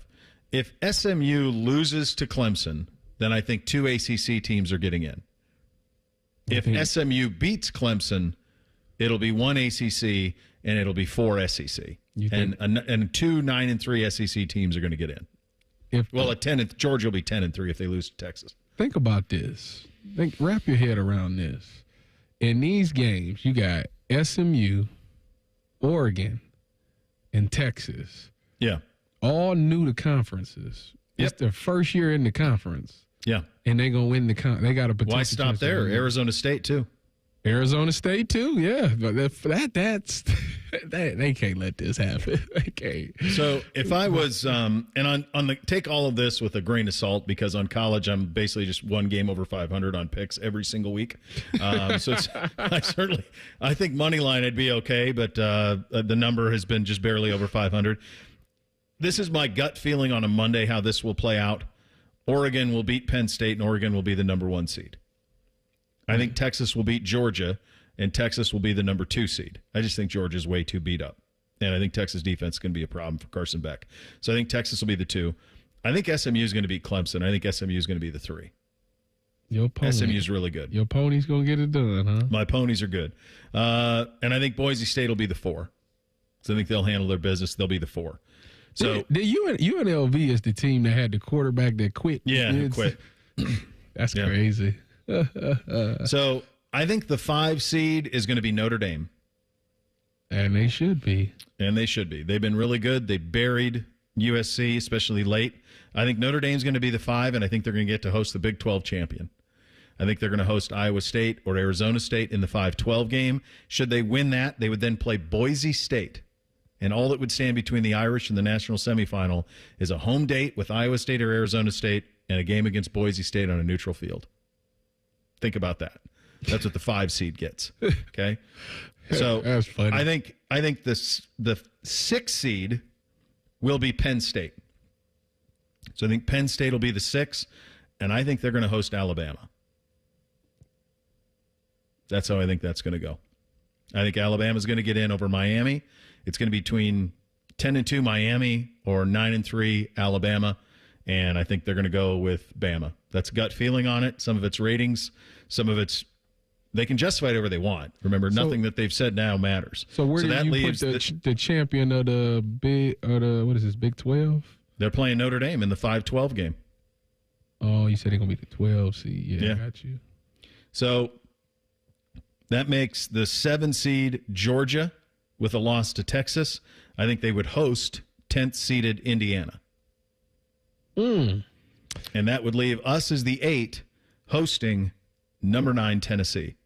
So you'd go Ohio State's path. If this goes the way that my hunch is on a Monday it'll go, it would be Ohio State, Tennessee to play Oregon in the national quarterfinal. It would be Georgia, Indiana to play SMU in a national quarterfinal, and it would be the winner of Penn State, Alabama to play Texas in the national quarterfinal. And Notre Dame would get Boise State.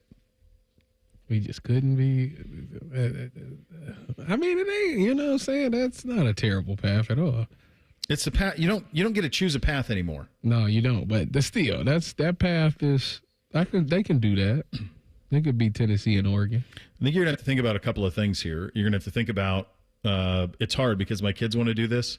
They'll be like, Dad, where will we be ranked? They did this. They were after the rage of the game. They were, where are we going to be ranked? How far are we going to be ranked? At once, I'm like, Bootsy, let me write 3 things, buddy, and let me get through this, and don't worry about where they're going to be ranked. It really doesn't matter. What matters is what they're ranked on that Sunday. Yes.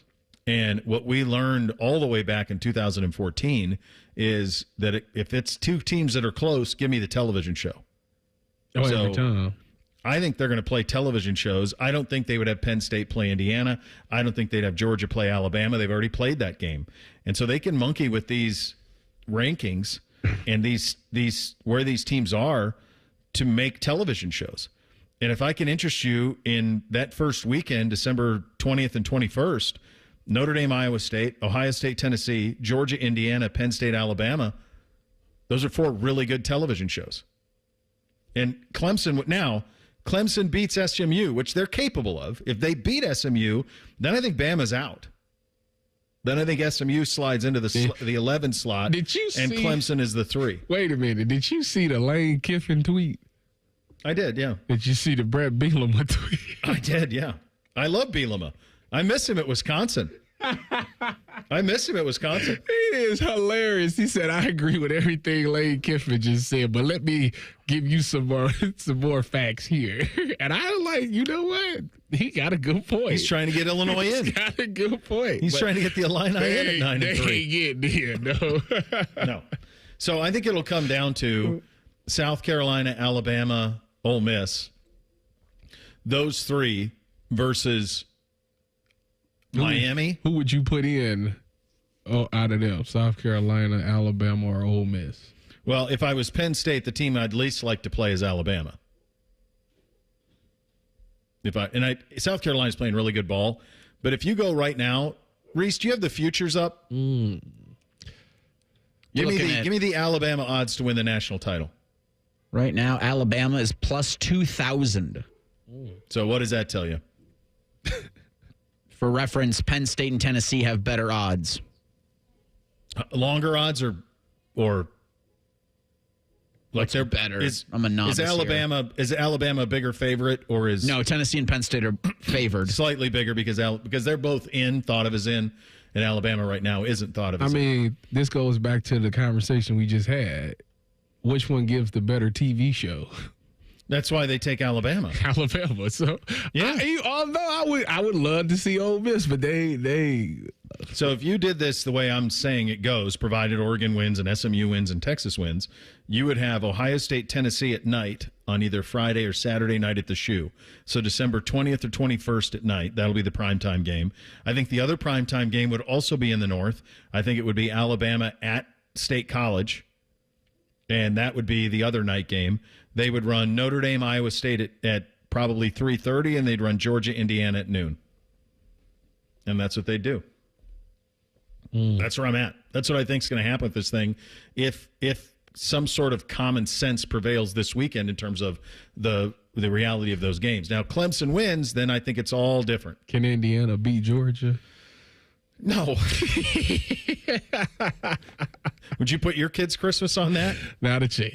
No chance. I would love to see. I'd love to see the game. I'll be rooting for the Hoosiers, but all of a sudden they're going down to Athens.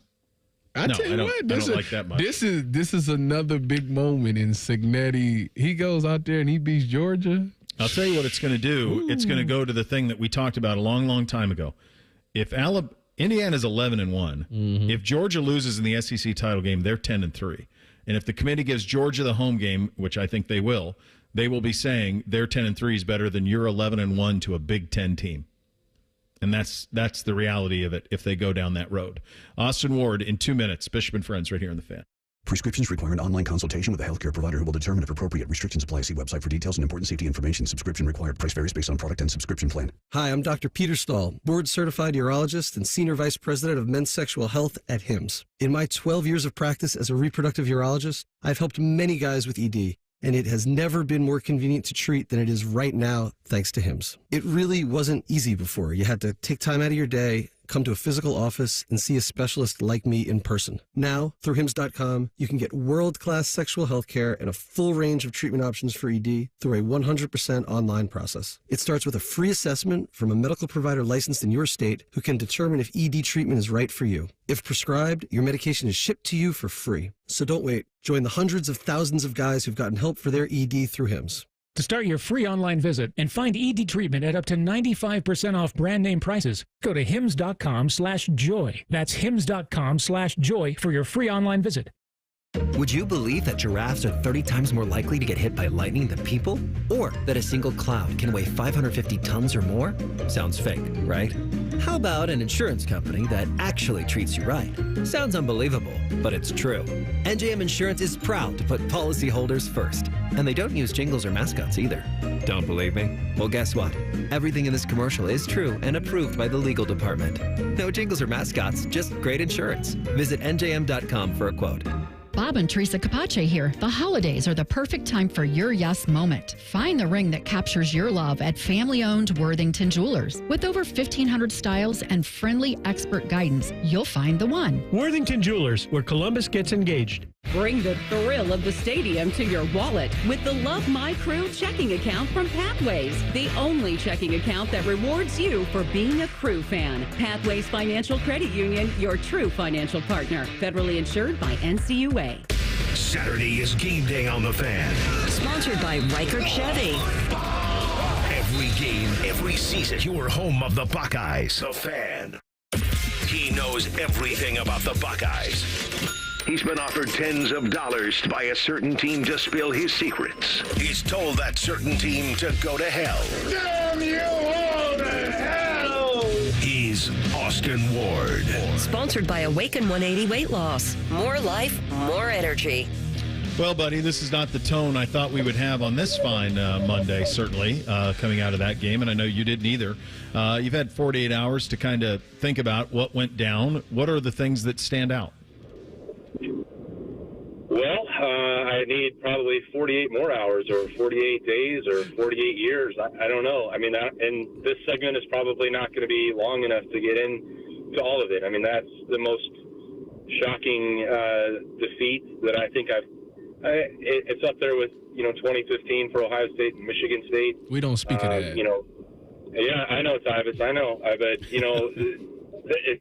this is going to be a shorthand game for Ohio State forever. And that may well be the case even if they win the national championship, which is the crazy part because they're still going to go to the college football playoff. But, in my, dozen plus years here covering Ohio State, that was the most, confounding game I think that I've covered. And it had some hallmarks for what happened in that game against Michigan State was really just an an offensive game plan that, to me, that's where I get hung up. I didn't understand it in real time, and I don't understand it coming out of it. Ohio State, every time it seemingly dialed up a shot play down the field or tried to find Jeremiah Smith in the end zone, they would draw a defensive pass interference. When they went tempo before halftime, they moved the ball with ease. I think that going into the game, and we talked about this last Monday, that was the clearest path to victory for Ohio State, because the best opportunity for Michigan was to rely on those defensive tackles in their defensive line and to stop the run, which they were able to do. So to me, that's almost where it starts and finishes, because I thought the defense played a heck of a football game. Special teams, not so much, and we can get into that as well, but it was just a complete collapse by the offense. You know, before this game started, the stat that was floating around all week was whoever won the rushing attack went on to win this game. Do you think that kind of got into Ryan Day and the offensive coaching staff's minds, and they were trying to make that stat true? Yeah, and I just I don't think that there's any reason to try and prove it true or think that there can't be an exception to it. You know, I was talking, and Bill Landis was looking at this. We were sitting, obviously together in the press box on Saturday, and he's like, well, if that's 24 years in a row that it's the team that wins the running game wins the game, 75% of those games, neither team was capable of throwing the football. So you had to win it in the trenches.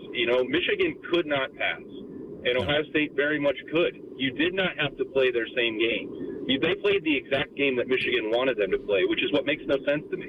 And I will never be able to understand it. And I think that I don't want this to all come off as silver linings or justifying it, but maybe this will help them realize in the playoff, because they're still capable of winning 4 games and beating anyone else when the stakes are highest. And when they played Georgia, coming off of the loss to Michigan a couple of years ago with C.J. Stroud, they said, you know what? We are the best passing team, and we can pass protect better, and we have great wide receivers. Maybe that's what we should do to try and win this game in the Peach Bowl. So as you're looking forward, you can't go back and change what happened on Saturday, but all they can do now is try and go out and win a national championship, and they're going to have to do that by relying on their best players, which they did not do on Saturday. No, and I think very clearly this coaching staff has a Michigan problem. I said a while ago, many years ago, that you remember, obviously you were there, the 16 game when Jim, that presser, when he had his hands this far apart, Austin, he said it was this much. Yep. And I said it broke him. Yep. It broke Harbaugh. That result, that was a team. He loved that team. That was the team that was going to do it. He felt like they did everything they could, and Ohio State still won. He's like, what? But they left everything on the field. I'll give that Michigan team credit for that in 16. They threw everything they could at him. And then it was a downtrodden rivalry. Then it was just beatdowns, right? 18, just a beatdown. 19, beatdown. Well, then after 21, he makes the comments about third base and all of that, and we all bristle at it. And I know it drove Ryan nuts. He even clarified it later on a radio show. But I think that's been in the head.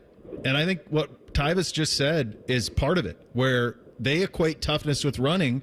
And the one thing all of us said was, don't continue to batter yourself into a brick wall doing something that is their only strength defensively. It was the only advantage that they had, was the middle of that defensive line. Yeah, and it's strange because, I think all of us on the other side would say, well, the way to prove that you're tougher is by winning the game, by doing it your way. And there's just something that is preventing, and I think it is more specific today in the coaching staff, because to your point, Bo, and I felt this way on Saturday, and 48 hours later I still feel the same way. Ohio State, the players themselves played with more energy. They played with more passion. They had more fight in them, and I'm including all throughout pregame. They were looking for someone to cross that line when they were walking into the stadium 2 hours before, and Michigan wanted no part of that. Michigan did not expect to win this game, and I give them credit for the way that they handled their game plan and their execution, and they did make the plays, including through the air in the fourth quarter, that they had to win the game and pull the stunning upset. But I thought that this was not a matter of Ohio State. The players, the ones that said all week they were willing to spill their blood and that they were ready for war and all the other things, I don't think that they showed up flat or unable to win this game. I believe, and I put this one squarely on the coaching staff, and I don't think there's any way to argue it. Let me ask you a question about Will Howard. Will Howard took a shot early in that game, and I thought that a couple of passes after he took that shot, came out as missed throws or wobbly. Do you think that hit did more damage than we anticipated? Yeah, I mean, I do. They didn't give him his helmet back immediately for a reason, and I know that Ohio State's training staff is not going to cut corners or just give in to a player's demands, because you know better than anyone, Tyvis, anyone is going to do whatever they can to play in those games and to stay in and ask for their helmet back. But I don't think that Will Howard was the same player after that hit. Now he was still able to make some plays and get Ohio State down the field, and he hit Carnell Tate on that throw that could have changed the game, and that wasn't his fault that it wound up on the turf. But I was really surprised, given the length of time that Ohio State's training staff was looking at Will Howard and making that evaluation. I don't think there's anything untoward about their decision, that they were coerced into it or anything else, but I was surprised to see him go back in the game, and I didn't think that he looked quite physically the same afterwards. And if that is the case, and I'm not even talking about whether he was healthy enough to play or not, I'm talking, just stay away from the concussion part of it. If it was something that prevented him from driving the ball the way that he used to, because the head's involved, it's shoulder, it's all of those things. Well, you've got all these backups. Yeah. And so if that dictated why you called the game you called from that point going forward, well, then that's on you too. But the crazy thing about that is they ran tempo right before half, Austin, and it had them on their heels the whole time. And that was Will Howard's best drive of the game. It was his best drive. When they went into the locker room, Bo, I'm certainly not saying I'm the only one who feels this way, but I thought, well, that's the end of the game, because Michigan is not going to be able to score. Ohio State went tempo. They saw what they could do. They're going to push the football down the field, and that's it. And I thought, when Will Howard was asking for his helmet back initially, I thought, this from my spot in the press box, I thought, well, his arm is hanging down. This is a shoulder and not the head. Yeah. And I don't have any insight on what the decision making was, from where I'm sitting or from what I've heard after the game. But, the fact that he was able to go out and then make those plays, and it's like, well, Ohio State, the coaching staff, Will Howard, everybody's on the same page now. This game is over because there's no way Michigan is going to score again. And then they just went right back to an offensive game plan that to me made no sense. When one thing that happens when you have these type of failures in this type of game, a lot of people will say, okay, well, you need to make a change at coach. Ross Bjork with a vote of confidence yesterday to the Dispatch. One thing that I illuminated in the start of this hour was it's a $37+ million buyout. Boosters are playing for NIL. They're paying for recruiting inducements. They would have to pay for buyouts. They'd have to pay for the new coach. They're tapped, man. I don't think I'm speaking out of school there. I mean, they have been taxed tremendously here. Yeah, and I don't think anyone is going to feel good about us having this conversation, saying, well, ultimately it does come down to the finances, because Ohio State should expect to beat Michigan, win the Big Ten, and win national championships. That they should pay whatever it costs to get that. And I won't argue anyone who feels that way. They have every right to feel that way. But you also can't build a roster or put together a coaching staff with no money. And the bucket is not limitless. Even if you are Ohio State and you make more than anyone else and you care about it more than anyone else, it's not just $37 million for Ryan Day. It's the buyout pool that would go to the assistant coaches. It is the amount of money that is required for revenue sharing with the roster moving forward. And it's going to take more than just that $20 million amount of money to build a national championship roster anyway. So the collectives on top of that would still have to go back to the same boosters and ask for more money. So yep. I don't say this to expect that would make anyone feel better about the situation. I know that it won't, but Ohio State will view this as being in contention to still accomplish one of those three goals. So Ryan Day is the coach of a playoff team, and he's also a coach of a playoff team who would be owed $37 million to not be that coach anymore. And I certainly understand anyone's frustration with it, but it is not a spot where a move is going to be made anytime soon. And look, if something changes and someone wants to step up, if they don't win a home playoff game on December 21st, maybe we'll have a different conversation, Bo. I don't know. But right now, I don't see anyone walking through the door with that amount of money and a blank check. No. Good stuff as always, buddy. We'll talk to you next week. Appreciate you guys. All right. See you. All right. There it is. Our good buddy Austin Ward, dotting the I's in the podcast on the Rivals Network. We hit a little thing or not a thing up next. Bishop and Friends right here on The Fan. What do your home and auto have in common? They're yours, and Progressive protects them both. Bundle today at Progressive.com. The Ohio State Coaches Daily Show is brought to you locally on The Fan by Credit Union of Ohio. This is the Daily Show with Coach Jake Diebler, brought to you by Encova Insurance. 91-90. Pitt gets the victory over Ohio State in overtime today. I know this has got to hurt, Jake. What are the first few things that come to your mind with what determined this game? Well, I think first off, I was really disappointed with the way we started the second half, but proud of the way we took back and kind of took control of the game down the stretch. We were right in the position, that we wanted to be. We had the ball. We were getting to the free throw line. A couple mistakes defensively, some fouling where we really didn't need or should have fouled. And then a couple missed free throws there, and I think that's the difference of the game. They hit theirs down the stretch, or almost all of theirs, and we maybe missed one or two. And then when you look deeper, the rebounding, disappointed in the way our guards rebounded. Thought our forwards were pretty good, and we had some guys battle through some injuries, so I was proud of the toughness, the fight. We just our execution down the stretch wasn't what it needed to be. All right, we'll have another comment in just a moment. Hi, I'm Archie Griffin, two-time Heisman Trophy winner. The right coverage can be a game changer, both on and off the field. That's why Encova Insurance and their local independent agents are prepared for what's next and protect what matters most to you. Whether that's your home, car, business, or family, Encova's got your back with a policy that fits you perfectly. With local independent agents in your neighborhood and innovative insurance products that can be tailored to fit your unique needs, Encova's playbook is an easy win for your peace of mind. You can trust their team of agents to develop a strategy that's just right for you. And it's not just X's and O's. Your expert agent will guide you and provide insurance solutions so you can confidently manage your risk and count on a financially secure future. For auto, home, and business insurance, you want Encova on your team. Visit Encova.com today to find an agent near you. Encova is a proud sponsor of Ohio State Athletics. Go Bucks! This is the Ohio State Sports Network, presented by the Ohio State Wexner Medical Center, the team physicians for Ohio State Athletics. 91-90, the final in overtime. Pitt defeats Ohio State. And when you play good teams, there's always going to be runs either way, Coach. There was a stretch in that second half. You talked about the start, but there was a stretch right around that 16-minute mark where your team went scoreless after the two missed free throws. What happened in terms of the drought? What was Pitt doing that hurt your team from putting points on the board?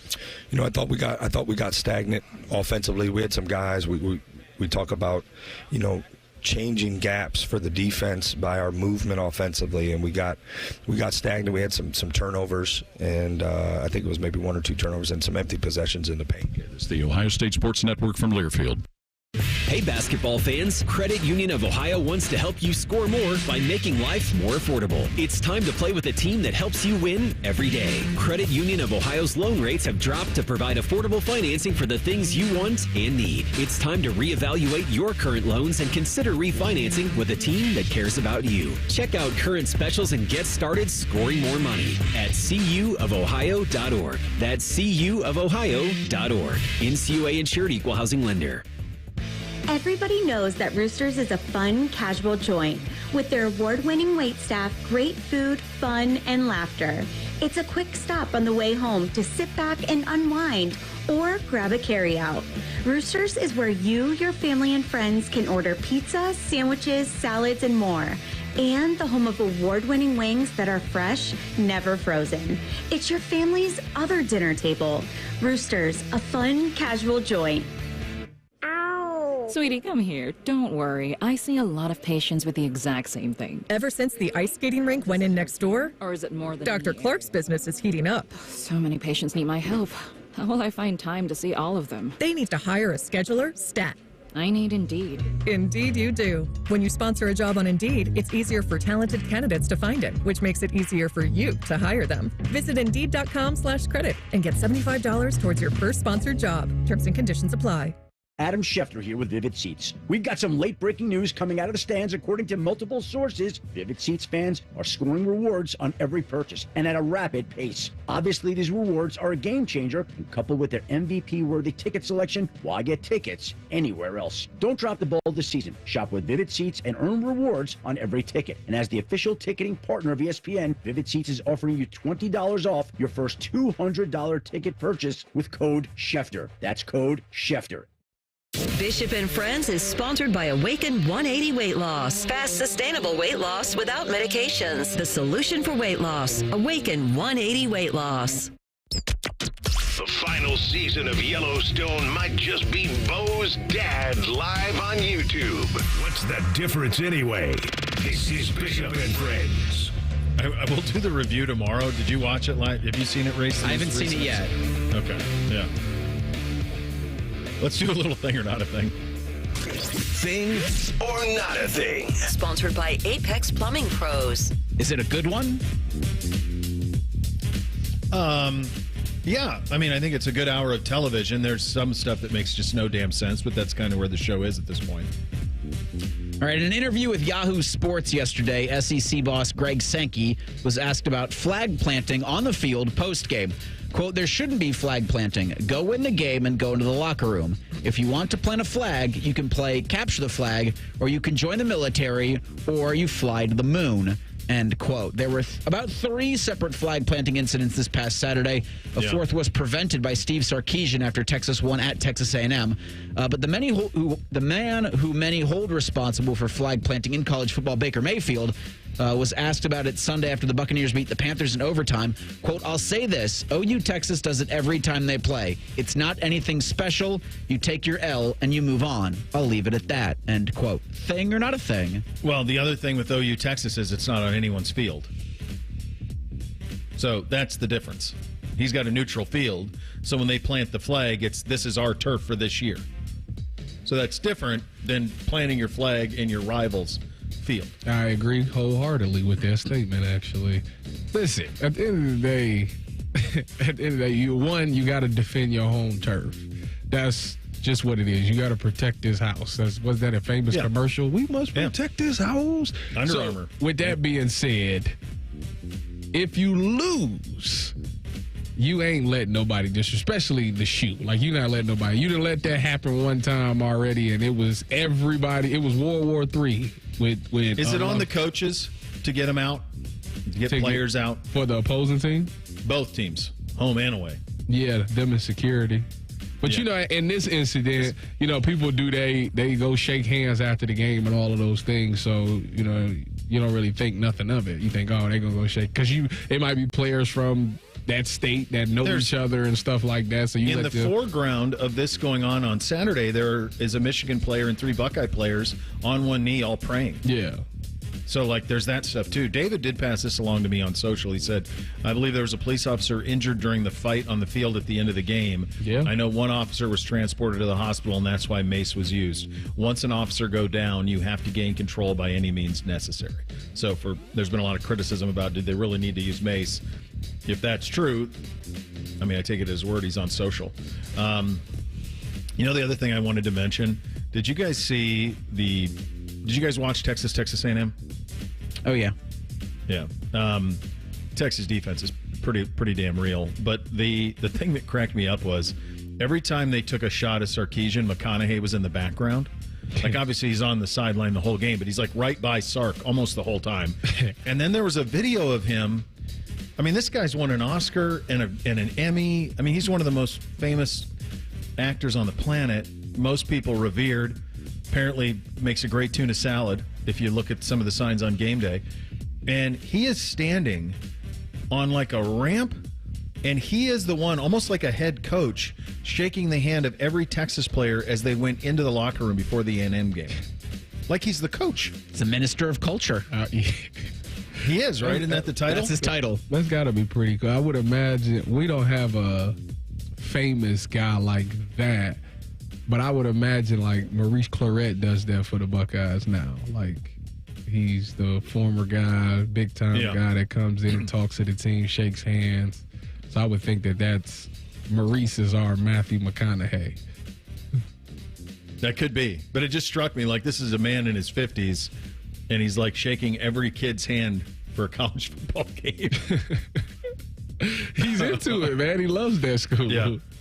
Speaking of Baker Mayfield, he posted a 9.6 QBR in Tampa's overtime win against the Panthers yesterday. Sheesh. Apparently, that's the lowest qualifying QBR in a game, in a win, this season. Thing or not a thing? He was that bad? What was his stats? Yeah, I know he threw 2 interceptions because that was one of the things that, Bo, you and I both had at the end of last week was it felt like after his performance the week prior for the Buccaneers, he was due for like a Baker game. Didn't Bucky Irvin have a big game for them? Yeah, I mean, they're a lot better. Carolina actually could have stole the game. Chuba Hubbard fumbled it. He fumbled the ball late in the game. Bryce Young's playing well. I had a great week NFL. I think you did too, Reese. I'm going to have to send you the graphic because I'm 14-1.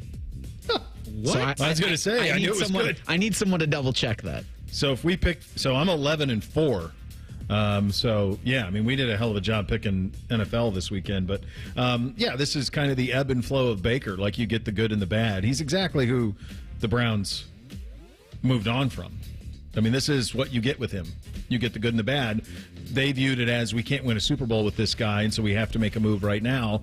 In retrospect, if they just had kept him, they would have consistently at least been a playoff team, which right now all of them would have loved to have had. Yeah, Baker he's been a turnover machine. And, with Kevin Stefanski, that was the one thing that he can't stand is guys that turn the ball over. And, right.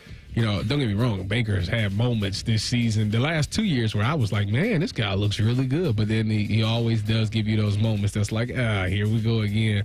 Yeah. The fact of the matter is you put him around some good talent like that. I think this is the best situation for him. I'm going to say that they're going to win their division. Because the Falcons keep screwing up. Oh, man, they are. They talk about getting Kirk Cousins out of there to start Michael Penix. I'm like, it was great. And I mean, it's crashing and burning. The only good thing is I got Bijan Robinson on my fantasy team, and he does well every week. So there you go there. But this is a typical Baker thing. On Saturday, the Columbus Blue Jackets traded defenseman David Juracek and a 2025 fifth-round pick to the Wild in exchange for defenseman Damon Hunt, a conditional first-round pick in 2025, 2026 third and fourth-round pick, and a second-round pick in 2027. The 22-year-old Hunt was picked in the third round of the 2020 draft. He's just a couple of games played with the Wild over the past couple of seasons. Juracek was the 6th overall pick in 2022. I think we know how that saga's gone. Thing or not a thing? Jody said something a couple of weeks ago that really resonated with me on this front when he said, we already have one Zach Werenski, right? So led me to believe that Juracek thought that he could be like an offensive-minded defenseman like Werenski is, and it just wasn't working here. All of that to be said, this dude was picked 6th overall 2 years ago, and you're traded him for what, it's spare parts. So that's a miss. That's a miss by somebody to bail on this kid already 2 years in. So evaluation, development, who knows? We've talked so many times about the way they handle him. Is he up? Is he down? Where is he? They screwed with him kind of the whole way. But it's a big miss organizationally. Bo, defense wins championships. Then why they just trade a defense when they took 6th overall? I don't know. Because it wasn't working. It wasn't working with him. And that's, instead of, you're the one that says instead of trying to put a square peg in a round hole, you fix the problem. And I guess they figured that he needed a new change of scenery and maybe another coach can get to him and they can get something back in exchange for him. So I think that's why they went ahead and did it. Yeah, you could see it coming. I mean, it was kind of inevitable that it was going to get there. But also pretty wild that when it becomes real, that's the way that it goes. I just go back to what Jody said. When it comes to Jackets, if Jody says it, it's usually right. Yeah, that's true. All right, final hour of the program up next. We will continue to commiserate. We will blitz the Buckeyes. Needless to say, we're not going to hand out any courtesy cars this week. We will get to that. Take an eye on what comes next for the operation. That's coming up next. Bishop and Friends right here on The Fan. an ex-jock, and a very puffy, smooth-faced man. These are the first voices you should hear. Morning Juice. Your wake-up service. Weekday mornings from 6 to 9. The Fan. GNC is hitting the holidays hard this year with huge buy one, get one 50% off savings on all of your favorites. Yes, all, as in all your favorites from Ghost, Alani Nu, Prime, Optimum Nutrition, Beyond Raw, Nugenics, and more. Everything you need for the runners, lifters, yogis, and I gotta get in shapers on your list. Buy one, get one 50% off, and it's all happening now through December 3rd. Shop GNC and live well through the holidays. Hey folks, when it comes to Christmas trees, don't get played by foreign plastic. Just like you wouldn't replace a prize QB with a mannequin. Don't replace American Farm Fresh trees with fake foreign plastic. These farm families are the MVPs of Christmas, growing champions right here on American soil. They're not sitting on the bench. They're out there every day growing real Christmas traditions. Make the winning choice, Farm Fresh Christmas trees, not foreign plastic that pollutes. Visit GetRealKeepItReal.com to find your local farm MVP. What's your favorite way to spend time? With family, friends, grabbing some alone time because you need a little space from your family and friends? One thing's for sure, it's not an unexpected stay in a hospital. Unfortunately, last year, flu and COVID hospitalized 1.3 million adults, and nearly 1 million of them were 65 or older. So get your updated vaccines, and don't let flu or COVID interrupt your life. Risk less, do more. Get started at vaccines.gov. Paid for by the U.S. Department of Health and Human Services. I need a small order of sheet metal to repair something in the shop. It's not much, but can you help me out? At metal supermarkets, no order is too small. Wait, really? Yep. What about small home projects? Yep. For a car I'm working on? Yep. Any kind of metal? Yep. Cut to size? Yep. With no minimum order? Yep. How about 1,000 cut pieces of aluminum flat bar? Yep. Choose from over 8,000 types, shapes, and grades of metal in any quantity you need. And yes, we're serious. Any metal, any size, ready fast. Locally owned on Wilson Road. Broadcasting from the Lindsay Honda Studios. Honda makes the cars. Lindsay makes the difference. Visit lindsayhonda.com. WBNS-FM, HD1 Columbus. The Fan. Sports Center. Good morning. I'm Eric Reeser. Week 13 in the NFL wraps up tonight in Denver with the Broncos hosting the Browns at 8:15. You can hear that game on the Fan following Buckeye Roundtable. Denver's 7-5 and in the thick of an AFC wildcard race, while Cleveland's 3-8 and looking to play spoiler for the rest of the season. Week 14 begins Thursday in Detroit. The Lions will host the Packers. In college hoops, Ohio State jumps into Big Ten play this Wednesday at Maryland. Buckeyes are 5-2 on the season. Hear more from the OSU men's basketball team today at noon on the Jake Diebler Show. The 11th-ranked Ohio State women's squad opens Big Ten play this coming Sunday. They'll host number 19 Illinois at the Shot. In the NBA last night, Donovan Mitchell's 35 powered the Cavs past the Celtics 115-111. And in the NHL, the Blue Jackets are on a 2-game winning streak after beating the Blackhawks 6-2 yesterday in Chicago. This update is sponsored by BMI Federal Credit Union. Enjoy rates as low as 9.90% APR with a Visa Platinum credit card. Apply at bmifcu.org/Visa. Are you fired up? Is it Monday? It must be Reaction Monday. Sponsored by the Roofing Guys. The Fan, Ohio's sports destination. Distilled sports discussion, served in light beer quantities. You're listening to Bishop and Friends. All right, final hour here on a Reaction Monday, reacting to, quite honestly, one of the worst losses, and certainly one of the worst losses, rivalry losses in that game of all time. I think it's probably worse than 95 and 96 in terms of taking it at its face value, worse than 69, taking it at its face value, for the standpoint of just living in the game. The difference between this and those situations is this team, because of a 12-team playoff in the first year of it, has been granted an olive branch and a chance to try to flip this thing around. That task will be substantial. It's a crazy time. National Signing Day is Wednesday. The portal will open momentarily after that. What's the date on the portal opening? It's before the first playoff. I want to say it's December 9th for the transfer portal. Okay. The National Signing Day. Ryan Day will speak during that, sometime during that period. Wednesday. So Wednesday. Yeah, because that's where we had where he collapsed on the Jeremiah Smith signed on the line, which is dotted. Yeah. Yeah. So it would have been nice for them to throw it to him a little bit on Sunday For the people who said that, and I certainly was one of them, just defensively, Tyvis, and I have not seen the all 22, so I can't tell what was there down the field or not. But obviously, Michigan was putting a ton of attention on Jeremiah Smith. Mm-hmm. As I said earlier in the show, that would lead me to believe that one of your other two NFL receivers ought to either have been single covered by someone who shouldn't have been able to handle it, or perhaps not covered at all. Yeah, I mean, you seen early on after the JJ thing, they started trying to get the ball to Emeka and Cardinal. I know Cardinal had the one drop when they were backed up. Mm-hmm. And then Emeka, they threw it to Emeka, but remember, he threw it behind him and it got tipped up and it almost got picked off or something like that. He threw behind a lot. That's the two picks he threw behind and the one over the middle, you're right. So that's really why, and then to hear Austin say that his arm was kind of dangling after the hit, that's why I'm like, that maybe that's why they stopped throwing the ball because. Well, then that's on them too. I agree. I agree with you, but I'm just saying that maybe that's why they went to more running approach instead of throwing it, because maybe Will's arm was messed up and he couldn't throw it like he could before. All I know is they got 65 5-star quarterbacks. Yeah. Pick another one. I told you, it tells me that they didn't trust him. Julian Sain's been here since January. They don't trust him. That's always it. But then if they trusted Will and Will wasn't 100%, that's on them too. Trying to massage a win in the rivalry game. You can't do it. Let's blitz the Buckeyes. Bishop and Friends present Buckeye Blitz. Sponsored by your Central Ohio Toyota dealers. Visit Toyota.com. Toyota, let's go places. All right, we do this well, Reese. What do we do? Acquire talent. There's a bunch of talent on that team. I hate every week that I have to hear you say this. Out of Saturday's game, what else did they do well? I mean, listen. Total team perspective, both units.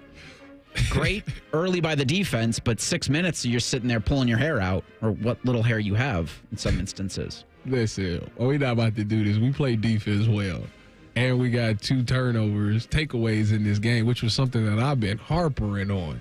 For them to get more takeaways, especially when it comes to passing and interceptions, and you got 2 of them. You hold a team to 13 points, you should win that game a lot of the time, especially at Ohio State. So we play great defense. That's a trash Michigan team. Without their best receiving talent. I don't care. Quarterback threw for 62 yards and 2 interceptions, and you lost at home.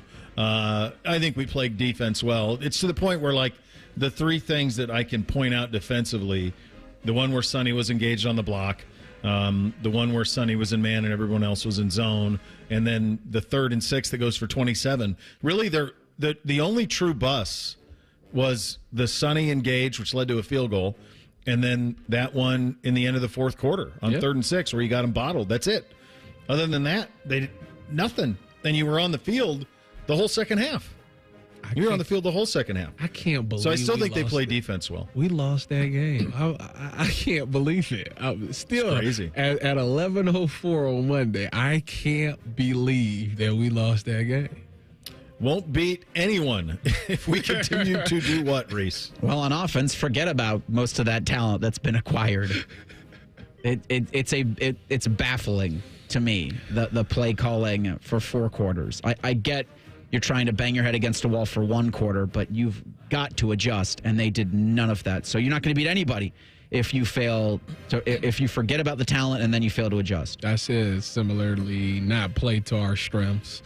Again, like I say, you got all those wide receivers. You literally can beat a team in either way. And if a team does a great job of taking one thing away, you can still beat the heck out of them the other way. And I don't know why they decided to just have a pride match in this and say, no, we're going to run the ball. You're not going to make us not run the ball. No, run the ball. Like I said, if it comes out later that Will Howard's shoulders mess up, play the other kid. It's still on you. At the end of the day, it's still on you. At the end of the day, the coaching staff has to stand up and say this one is on us. I'm going to change this to won't beat anyone in a winged helmet ever. That's it. As long as we don't, and there's no Michigan in the playoff.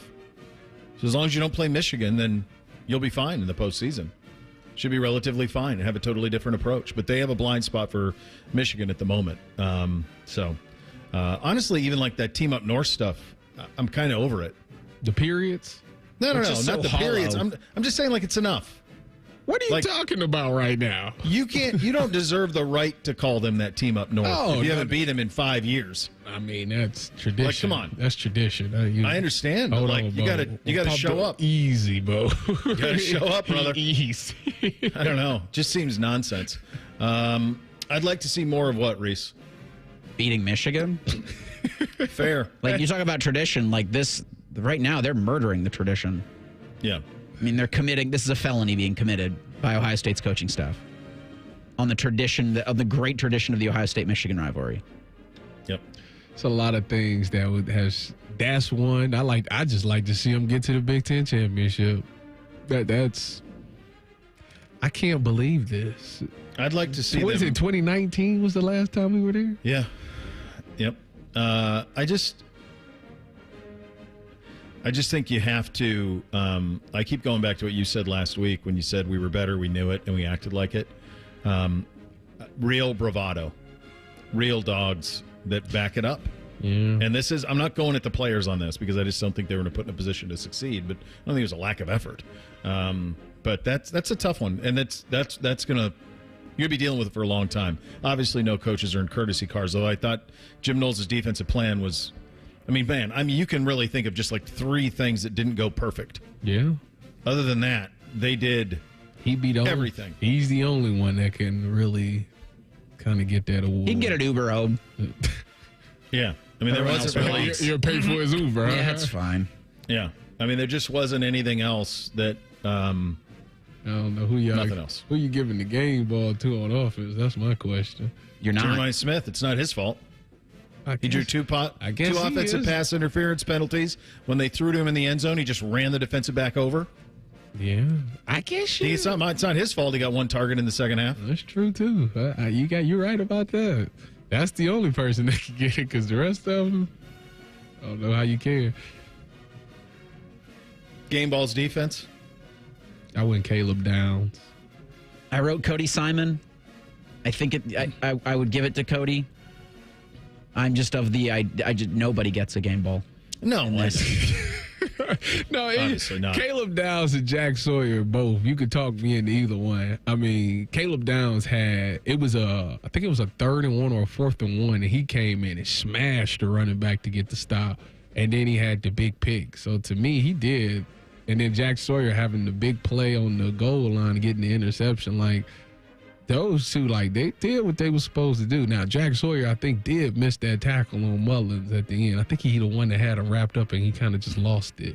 But that's the only 2 people that I can really think of. Downs is a first-team All-American safety. That's what he is.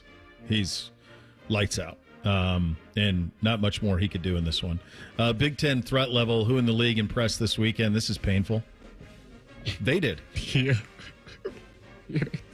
Yeah, I wrote Michigan. Yeah. 19.5 point dogs. Oregon is impressive too, but the fact that but they played to their talent. Michigan played above their talent. They played above their talent. Bo, I went into this game and I said there was 0 chance. 0 chance that we would lose this game. That's why I am in disbelief that we lost this game. What happened, brother? This is for the first time in a long time. I really wanted to pinch myself. There's no way that this is really happening right now. Well, you have our attention now. Who around the country impressed this weekend? Texas for me. Yeah, defensively they're really good. They'd be better with Arch. Notre Dame. Would be better. They'd be better with Arch. I don't know why they're not playing him. They'd be better with Arch right now, especially Quinn banged up. Notre Dame. 2 pick six. Did they have 2 pick back-to-back drives. Yeah. One was 97 yards. One was over 100. Notre Dame in the fourth quarter. Notre Dame. I like I said, they took that bad loss, and that's why people don't talk about them. They are good, man. Notre Dame is nice. They are. They get after you. Kyle McCord had himself an afternoon. Yeah, he did. Had some words about this rivalry, too. He did. What did he say? Everything comes around? Everything comes full circle. Yeah. So Kyle McCord, who's leading the nation in passing yardage, beats Miami. And you and I talked about this game as one we would – for 2 weeks I've talked about Miami going to Syracuse. Yeah, I knew it. That was going to be tricky. And they did it. And didn't he throw for 400 yards? He leads the nation in passing. And he was asked about this one, and he said everything comes full circle. So that's certainly an attention getter. Our guy Luke in big spot at Wisconsin. Tough to lose that game. So there was a lot around the country this weekend that got attention. Georgia surviving on a Friday. That seems like 6 years ago, but they did. It took 8 overtimes to be able to do it. And it leaves now kind of this wait-and-see approach to the rest of this college football season. There are conference championship games this weekend that will be played. On Sunday, you will have a ranking. You will have a bracket. And the job for Ryan Day, Will Howard, Caleb Downs, Jack Sawyer, Emeka Buka, Travion Henderson, anybody else in leadership at Ohio State is to find a way to flip this over the course of the next 3 weeks. And we'll get into what that ought to look like coming up next. Bishop and Friends right here on The Fan. Death, taxes, and beating Michigan every damn year. This is your flagship home for Ohio State football. The Fan, Ohio sports destination. Martha was ready to switch to a career in IT. There's always a need for IT specialists, especially with AI coming out and cybersecurity. It's practically recession-proof. My Computer Career even provides job placement help. The career specialists, they're very helpful. They care about you as a person. You're not just a number to them. I would recommend My Computer Career wholeheartedly to anyone. Take the free career evaluation today. Become an IT pro in just months with zero experience at mycomputercareer.edu. Not available in Washington State. If you're struggling with ED or your performance is down and your belly fat is growing, listen up. You've got one life. Now is the time to act. At the Columbus Men's Clinic, we're not just healthcare, we're your secret weapon. Don't wait another day. Here's why you need to act right now. Every moment you delay, your condition could worsen. It's not just about sex, it's about your heart, your relationship, your life. The Columbus Men's Clinic has over 10 years of proven results for low testosterone and increasing drive, energy level, and performance. We've introduced ED and enhancement treatments so exclusive, you'll wonder why you waited. Procrastination is the thief of time. When it comes to your sexual health, you can't afford to wait. Join the League of Gentlemen who've walked out of our doors with a swagger. Call the Columbus Men's Clinic at 614-300-7400 or visit columbusmensclinic.com. Book your $99 male performance consultation now, including blood work. Call 614-300-7400 or visit columbusmensclinic.com. The Columbus Men's Clinic, making it happen. Some things in life are meant for each other, like salt and pepper, bacon and mushrooms, or you and the all-new Wendy's Mushroom Bacon Cheeseburger. Now, you're probably thinking, wait a minute, does bacon go with mushrooms? And the answer is, they do now. So if you want crispy, crunchy, cheesy, juicy, shroomy, and garlic spready, then you and the Mushroom Bacon Cheeseburger are meant to be. For mushroomy, bacony goodness, gotta be Wendy's. Limited time only at participating U.S. Wendy's. 'Tis the season to be hungry at Roosters. That's why for every $50 spent on Roosters gift cards, you'll receive a $10 Rooster Buck back in your stocking. May your holidays be filled with friends and family, love and laughter, and of course, Roosters Wings. Go to roosterswings.com today or drop by any Roosters location to purchase your $50 holiday gift cards and receive a $10 Rooster Buck in return. Happy holidays from all of us at Roosters. Roosters, a fun, casual joint. Hey, it's Anthony. Happy Honda Days are at Germain Honda of Dublin. Rich tells me they're going to help you celebrate your new vehicle with 0% APR up to 72 months on select 24 and 25 models with no payments for 90 days. And leases starting as low as $249 a month. Germain Honda of Dublin, where you'll get same-day service, no appointment necessary. See the dealer for all these amazing details. Strike now at Germain Honda of Dublin on Sawmill Road just south of 270. If a friend asks how you're doing, and you say, I'm okay. When the truth is, I don't want my problems to burden anyone. Or you say, hang it in there. Because if I ask for help, they'll just think I'm weak. Then this is your sign to call, text, or chat 988 for free, confidential support. Anytime. You don't have to hide how you feel. Trusted steel power in the palm of your hand. This holiday season, save $30 on the GTA 26 handheld garden pruner. Now just $149.99. Check off a gift from the top of their wish list and make trimming tree limbs a breeze with a lightweight design and 4-inch cutting bar. Visit your local Steel dealer today or shop online at steelusa.com. Was $179.99 MSRP. Includes battery and charger. Offer valid for a limited time only at participating dealers while supplies last. Remember how that little girl in Poltergeist was in the TV? They're here. Yeah? Well, she's actually dead now. It's quite sad. Anyway, watch your favorite fan shows on your TV by subscribing to us on YouTube. Search 971 The Fan. Do it now. An encyclopedic knowledge of sports and other random things you may or may not care about. I think I found my mentor. Rockman and Ice. Weekdays from noon to 3. The Fan. Our top men are working on everything except this show. This is Bishop and Friends.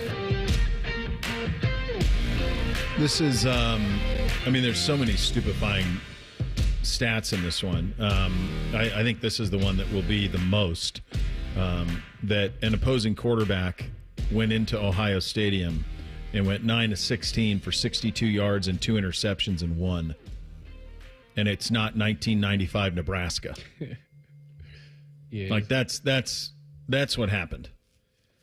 That's impossible. That's impossible for something like that to be that inept.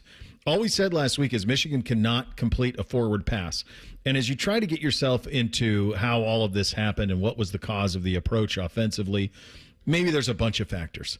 Maybe it's Will Howard wasn't quite all the way there after the hit. But the counterpunch to that would be he damn sure looked like he was all there when they went tempo at the end of the first half. Yeah. And they never brought that back. So it's one of those things where it's just so strange to understand. You try to put yourself in their head and you say, okay, they knew that Michigan couldn't throw the ball, and they just went with win the surest way, which was trying to win 16-13 or 16-10 instead of just annihilating them. But and I think they equate annihilating with we've got to run versus you were talking about the run and how we equate toughness with running, which is just really a nonsensical thing. I don't know anybody who thought 2019 LSU was soft. I don't know anybody who thought 2019 LSU was soft. No. And Burrow threw for 6,000 yards and 50 touchdowns. But you know what? And nobody looked at LSU and was like, well, they can't run it against Bama. They're weak. I tell you what, all this year, I had a friend of mine who was watching the Buckeyes, and he would always say this statement to me. And it actually, I thought about it, but I didn't really put a lot of weight into it until I watched this game Saturday. His statement was, he was like, Tyvis, when I watch the Buckeyes, my issue with them is they don't go out there and try to put up 70 points. Like, that's not the case. We've talked about that on this show a lot. They try to put up, they know that a team can't score more than 28 points. So they go, once they hit the 28-point mark or 35 points, like, that's it. They're good. They just cruise for the rest of the game because they know that their defense is not going to allow them to do that. And I started thinking about this game, and I'm like, yeah, that's what it looked like. Like, it looked like y'all just kind of packed it in on offense instead of being aggressive. Like, why not? You had the talent to go out there. You could have scored every drive. That's how head and shoulders above this Wolverine team your team was. There was nothing they could do. You could throw the ball to Jeremiah Smith literally every play, and he's going to get a PI or that he's catching it. Like, that was the two options. He's either catching it or he's getting a penalty. Or if they had 3 on him, then there's 2 other NFL guys who are running free. I've seen NFL coaches in games attack once they smell the blood. Like, we're going to just keep going right back at this same person until something happens. Why are we not aggressive like that? That's my question. Like, JJ having an unbelievable game. Just keep going until they stop it. And then you're right. If you see 3 people over there, all right, somebody's wide open. Find that person. I think the offensive line, I know we talk about the injuries and all those things, but I think they provided enough time for Will to be able to look and say, okay, JJ's not there. Let me see who's wide open. Like, I think it was enough time in the pocket to be able to do those things.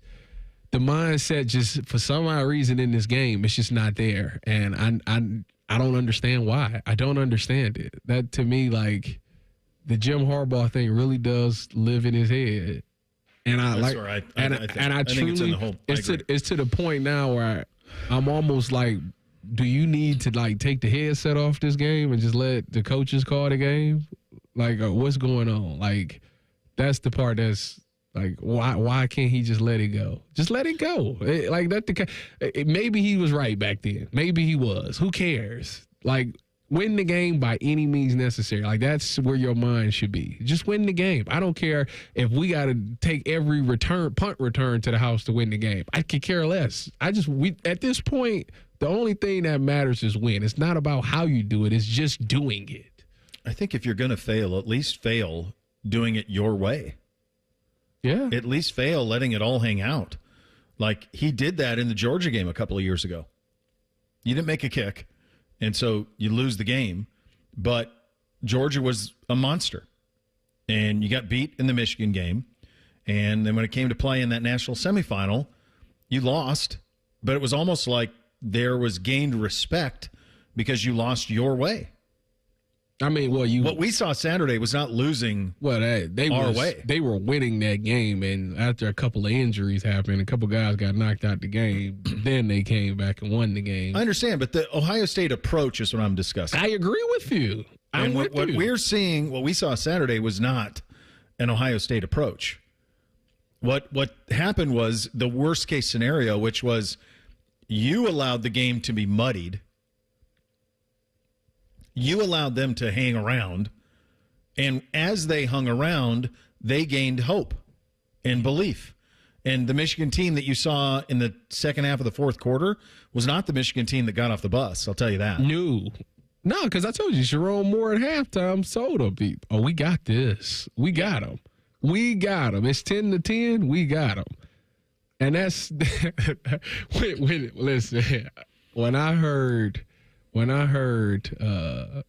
Coach Meyer one day say, he said, how my approach on game day goes? This stuck with me forever. If I ever become a coach, I would do this. I would literally do this, Bo.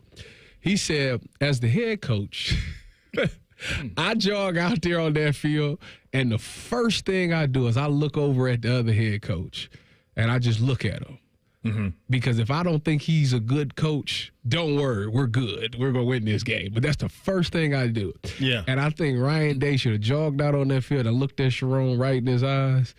And he probably seen Sharon would have been like, I don't think we got it today. And you completely destroy that. Now you take that and you destroy it. I don't think that. I think a lot of that happened. I mean, you saw the pregame stuff with our guys yipping at theirs. Jack chasing him down as Michigan's trying to go into the huddle. Michigan. They're Danny Ocean. They've robbed the casinos, and they're good. They were conceding this one. They were conceding it until you gave it to them. Until you gave them a chance. I can't believe and you gave them life. Because their approach, the Michigan approach, was not one of, we're going to throw everything in the kitchen sink. The Michigan approach was, we're hanging around. Maybe these guys blow it. If you make that stop on 3rd and 6 in the fourth quarter and they punt it inside, because their punter was dialed in. Their special teams were dialed in. Ours were not. But if they pin you back inside the 10, Michigan's saying, well, they ain't driving on us. We're good. We're going to force a 3 and out. They're going to punt it right back to us. Because at that point, they weren't even letting him throw the ball.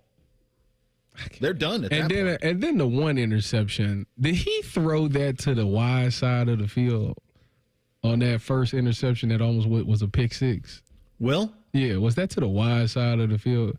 Because that corner did exactly. You're talking about the one that was inside the red zone? Yeah. I thought that was short side of the field. Okay.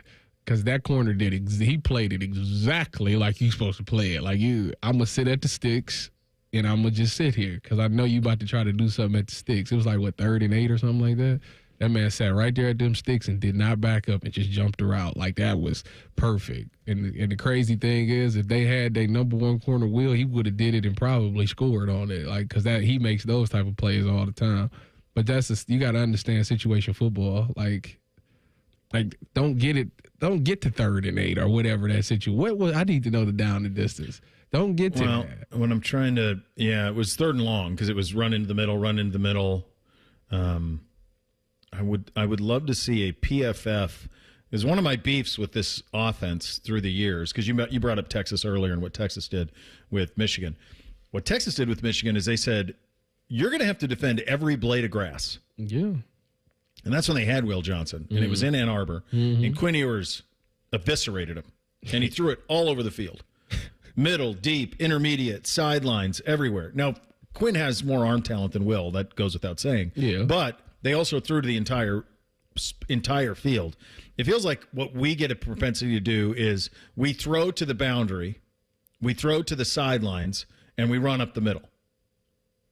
And we don't do the opposite of either. There's not much, and I remember this last year, Reese. I did that breakdown. All of the throws that Kyle McCord made last year, there was almost none that were intermediate or deep in the middle. Everything was to the edges. So that means you're not trusting your quarterbacks to throw the ball in harm's way. That's the way I read that. Well, I tell you what, if that's true, then all that Heisman talk we was talking about with Will, I mean, that's... Let me clear that up right away. What I said was it was good value. That he was 40,000 to 1, and that if he beats Michigan, if he beats Indiana, Michigan, Oregon, he's going to be in the mix. There was never anybody on this show who said he's the best, most outstanding player in the country. Nobody said that. But had you beaten Michigan, beaten Oregon, and then made a national, or beaten Michigan and beaten Oregon, and you won blemish, then you could, if you were Will Howard and played an incredible 3 stretch, made a case for being on stage. Well, Dylan Gabriel's going to be on stage. Yes. Oh yeah, they I think it's solidified the 3 finals. He ain't going to win it, but he's going to be there. I can't believe we lost this game. I think the Heisman got wrapped up, I think, on Friday. Yes, I think that'd be pretty hard to go against what Travis Hunter has done this season, because you may never see anything quite like it again. Some other things to touch on around the world in college football and the sports world as well. It's possible that the most disappointing team in Ohio that plays football is not the Buckeyes or the Browns, who, by the way, play tonight. We'll get to that coming up next in 2 minutes. Bishop and Friends right here on The Fan. Are you ready to unleash the beast? Monster Energy is here to give you the edge this college tailgate season. Loaded with bold flavors, our powerful blend gives you the energy you need to push you beyond your limits. Tune in all season long with Monster, the energy drink of ESPN Radio College Football Tour. Power your performance with a drink that's as hungry for victory as you are. Crack open an ice-cold Monster and dominate your competition. Monster Energy. Unleash the beast. Grab yours today.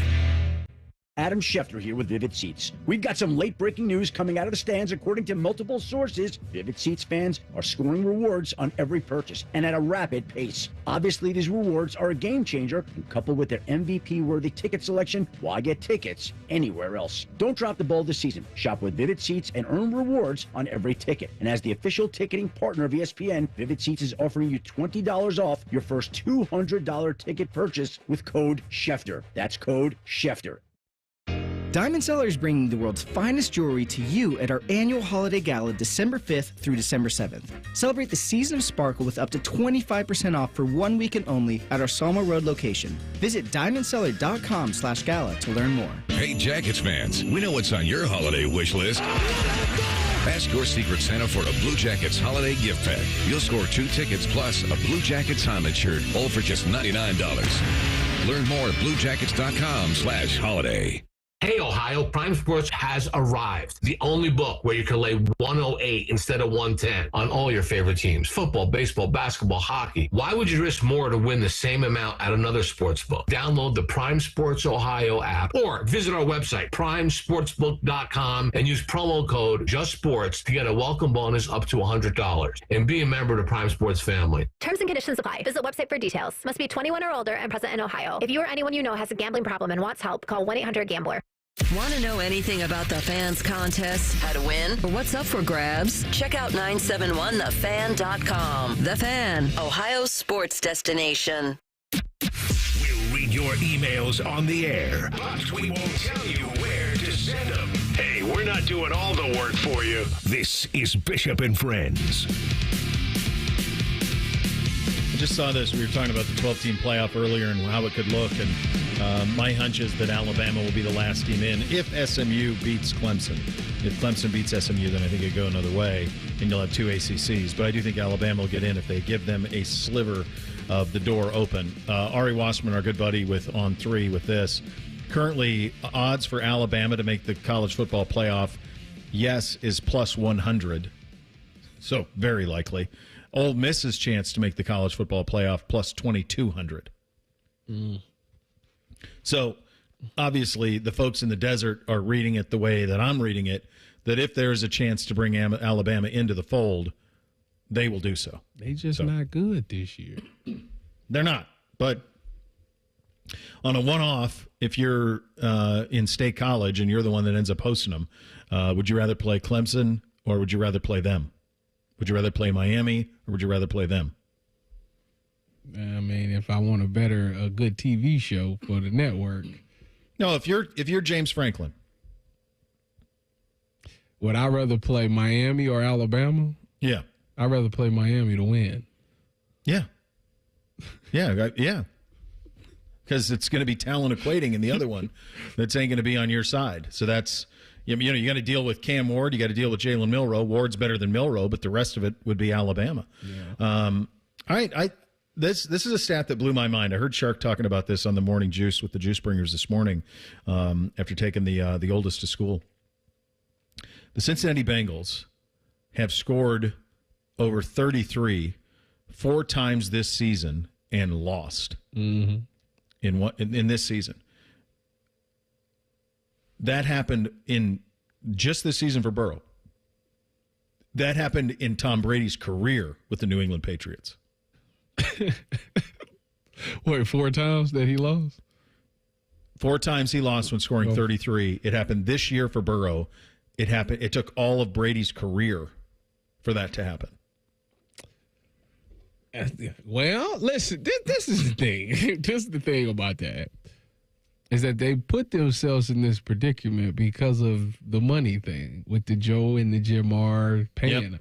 So, like, you literally got rid of all your best defensive guys, and you went on the fact that we got Joe, we got Jamar, and we got T. We're just going to one more year. We're just going to literally outscore you. That's just what it was. And you thought Lou was, obviously when they went to the Super Bowl, Lou did really well with that defense. So you thought, maybe Lou could scheme something up to get them some success. And they just don't got the Johns and the Joes for it. That's just what it is on defense. They offensively, they can score. But if you go up against a team that also can score, they're going to outscore them. And that's just what it is. I think that all things considered, and they're, 4-8 now? Yep. Obviously, they'd have to win out. They still have to play Kansas City. I mean, their schedule's pretty brutal. I think obviously the season's cooked at 4-8. There's no real path for them to get there. Never say never. You're talking about. I mean, I'll say it. Yeah, don't say it. The Browns still got a shot. Mathematically, yes. Exactly. They have until you see that meme that says eliminated. They got a chance. We'll play some of this tomorrow when we do a little bit more of an NFL heavy show. Obviously, all the college football today, but like when you listen to Burrow post game, I mean, I think it is a shot as big as can be across the bow to what has happened. Cool. Now he's already signed on the line, which is dotted. Jamar has not signed on anything. They're going to lose Higgins for nothing, and this era, this Burrow, Chase, Higgins era of Bengals football is going to elicit in the end a Super Bowl appearance.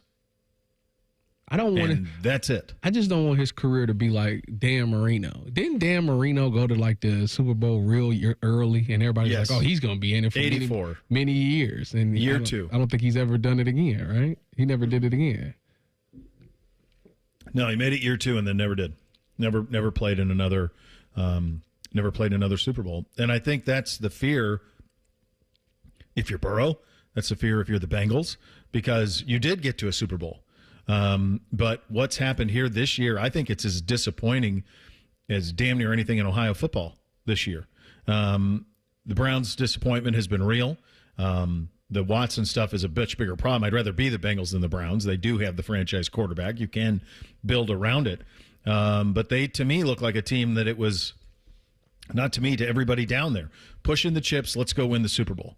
And they have had many, and I picked them again this week. I thought, God, at some point you have to win one of these games. You got to win a must-win game at some point, not when you're playing Pittsburgh, because all they do is win. Mike Tomlin clinched yet another season. Is it 18 straight winning seasons for Tomlin? Good for him. Good. They got culture. They got belief. They got all that stuff. Good for him, man. I wish that one of these teams figured this out.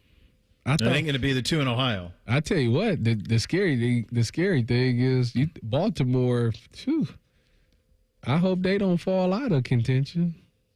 Tough loss for them. That Philly team's pretty real.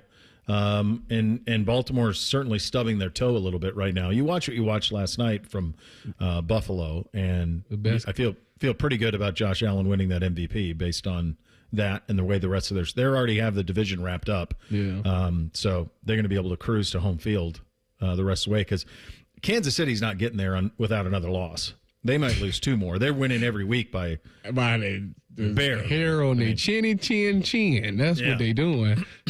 Yeah, because they should be. It's like 3 wins that should be losses. But that's how the NFL is, though. That is how it is. That some games you win some that you should lose, and you lose some you should win. And they just finding a way to get it done. It's not the prettiest thing in the world, but a dub is a dub. But I think it is going to bite Kansas City back in the playoff. Like, I think it's going to be one of those things that something that they doing that's alarming is going to be on full display in the playoffs, and they're not going to be able to overcome it. Reese, you locked in tonight? Browns at Broncos? Yeah. I'm going to enjoy this for Cleveland playing a spoiler, or having the potential to play spoiler. As the Broncos look to stay in the AFC wildcard race, Browns can play that. Like, just looking through Cleveland's schedule, that's what you get to do over the next couple of weeks. Just play spoiler. And that's fun. No. They're not mathematically eliminated. I'm going to turn my mic off while you do that nonsense. I can't. Like, after Saturday, like I can't even have those kinds of fun conversations. Why are you so negative? Oh, boy. Negative. Where to begin? Back to Jameis, though. It makes it fun for a game like this, to where you can actually have 400 yards, a couple touchdowns. Yeah, he'll throw the picks, but it makes it enjoyable for me. So, yes, I am locked in. What you just said, Reese, is why that's where the Browns were at the end of Watson before the injury, is where the Bengals are now. Because the Bengals kept playing this out. Like, they're going to win eventually. At some point, they're going to win. Burrow's playing at an MVP level. Like, eventually they'll win one of these games. Now the reality is, no, they're not. They're not going to win these games. They lose these games every single damn week. The Browns have already been there. So the Browns are now in the place where, like, hey, at least with Jameis, it's fun. That's kind of where they're at. Spin it around. Jerry Jeudy going back to Denver tonight in a game you can listen to on the Fan following Buckeye Roundtable. That's kind of where they're at, is there. So at least for them, that part is fun. That's all you can play for at this point. Speaking of fun, the Columbus Blue Jackets are a lot of fun. They've won a bunch in a row, buried Chicago over the weekend. They're now 11-9-3 on the season. Don't call it a comeback. Yeah, they're at Calgary next, so they go on that Western Canada road trip, which is a fun one. But they've been playing some inspired ball. Speaking of inspired ball, Donovan Mitchell put on a show last night in the fourth. 20 points. What do you have, about 20 points in the fourth? 20 in the fourth. He hit 3 straight threes that were the one he shook Drew Holiday and created space and buried it. Made 3 straight in the fourth, where you're like, oh, he's now. Jaylen Brown didn't play. Yeah, and Derek White. Yeah. I mean, you can put an asterisk on it, but still, you needed to see them beat that team. And I tell you what, Donovan Mitchell, I always continue to say, when you line up the Celtics and the Cavs, I still would say that Donovan Mitchell is the best closer on that floor. I mean, last year, before he got hurt in the playoffs, I mean, didn't he win one? I think he willed one game where he was able to just go crazy like that. Like, he carried that Cavs team in the postseason. So he has that ability to get it done. Don't get me wrong, Jason Tatum is really good as well, but in the closing so is Jaylen Brown. In the closing minutes, I like Donovan. Donovan he finds a way to get things done. He don't care about nothing. And not even the biggest guy. He's like 6'1", but he finds a way to get things done. For me, they it was hunted Garland. Go ahead. It was just good to see them beat the Boston Celtics after taking 2 really painful losses to the Atlanta Hawks. Yeah, weird. That's weird games. Strange. Yeah. Speaking of weird, and this happened Friday afternoon, so it happened so long ago. We didn't. Obviously, we had done the Friday football show, and our attention was all on the football game this weekend. Really tough loss for Jake Diebler and the Buckeye basketball team, losing to Pitt. Up big. Mahaffey with a couple of fouls on threes that you just can't have, and they end up losing at home to Pitt in one of those ones that, when it comes to are we a tournament team or whatever, that's going to be one of those ones you look back on and go, how did we lose that? Yeah, and you can't have. So they had the Texas A&M loss and then a loss against Pitt at home. Weren't they up 5 with a minute? Or in the last 2 minutes they were up 5? Yeah, something like that. Yeah. Yeah, so that's a really tough way to go into the weekend. But the crazy thing about that and about the Bengals and about the Browns and all of these other things is when Ohio State loses to Michigan, the rest of that stuff is on not the back burner. It's in another room burner. It's in another house burner. It's in the stove across the street. You're not even paying attention. It's so far down because of what happened in the football game on Saturday. And that's something where it's going to take weeks to sort out exactly what went on and where this Buckeye team goes from here. 3 things on a Monday. Up next, Bishop and Friends right here on The Fan. What do your home and auto have in common? They're yours, and Progressive protects them both. Bundle today at Progressive.com. 1, 2, 3. The Daily Coach Ryan Day Show is brought to you locally by Credit Union of Ohio and by Hyde Park Prime Steakhouse on The Fan, Ohio's sports destination. This is the Ryan Day Daily Show, brought to you statewide by Safe Light Auto Glass. Coach, just your thoughts on what happened today offensively for your team. Yeah, we struggled running the ball inside, and that was really the difference in the game. It was a windy day, and so had a hard time pushing the ball down the field. Plus, they were in some softer coverage there, and gave us a lighter box to run the ball, and so because of that, we couldn't get control of the game. A couple missed field goals, and then obviously the turnovers. So ultimately, that's what it came down to. Another comment in just a moment. Hi, this is Paul Keels. This Buckeye season, don't let a broken windshield ruin your game plan. Safelite Auto Glass makes it easy to get your windshield fixed with their mobile glass shops all over Central Ohio. They can come to you anywhere, giving Buckeye fans more time for game time. OH? Man, I love that. Schedule at SafeLight.com. SafeLight Auto Glass is a proud sponsor of Ohio State Athletics. SafeLight Repair, SafeLight Replace. Coors Light presents To Chill or Not to Chill. When your friend skips your favorite song on the playlist. End the friendship. Or choose chill because that song lives rent-free in your head anyway. And you're planned ahead by bringing Coors Light to the party. And the sound of that ice-cold can cracking open was music to your ears already. Coors Light. Choose chill. Celebrate responsibly. 2024 Coors Brewing Company, Golden, Colorado. Now, the officials have been talking for quite some time. All righty, let's see what they have to say. Upon further review, there is no penalty on the play. However, we have conferred and discovered that Bob, the line judge, has saved a boatload for his kids' college using Ohio's 529 plan. It is tax-free, accepted nationwide. Bob recommends we all go to collegeadvantage.com. First down. Well, that's not entirely unexpected. Classic Bob. At Ohio State, we are the never afraid to innovate teams and the improve people's lives teams. Together, we are the Ohio State University. This is the Ohio State Sports Network, presented by the Ohio State Wexner Medical Center, the team physicians for Ohio State Athletics. Coach, I know it's immediately after, but what's the message going forward now, considering, I guess you don't know, you're not going to Indy, but what is the message now? Yeah, there's not much to talk about right now. Hurts coming right after it, there's so much ahead of us, but, when you come up short like this and you don't win this game, there's not much to really talk about until we come up for air and figure out what it is. Where that leaves us, we don't know right now. This is certainly the last thing in the world we thought would happen. It's the Ohio State Sports Network from Learfield. What do football and finances have in common? The team you play with makes a big difference. Credit Union of Ohio is your financial team to help you save and spend like a winner. Whether you're looking to make a big purchase or find ways to build up your savings, you'll always work with a team player at Credit Union of Ohio. Navigate your next big money play easily through Credit Union of Ohio's website at cuofohio.org. That's cuofohio.org. NCUA insured, equal housing lender.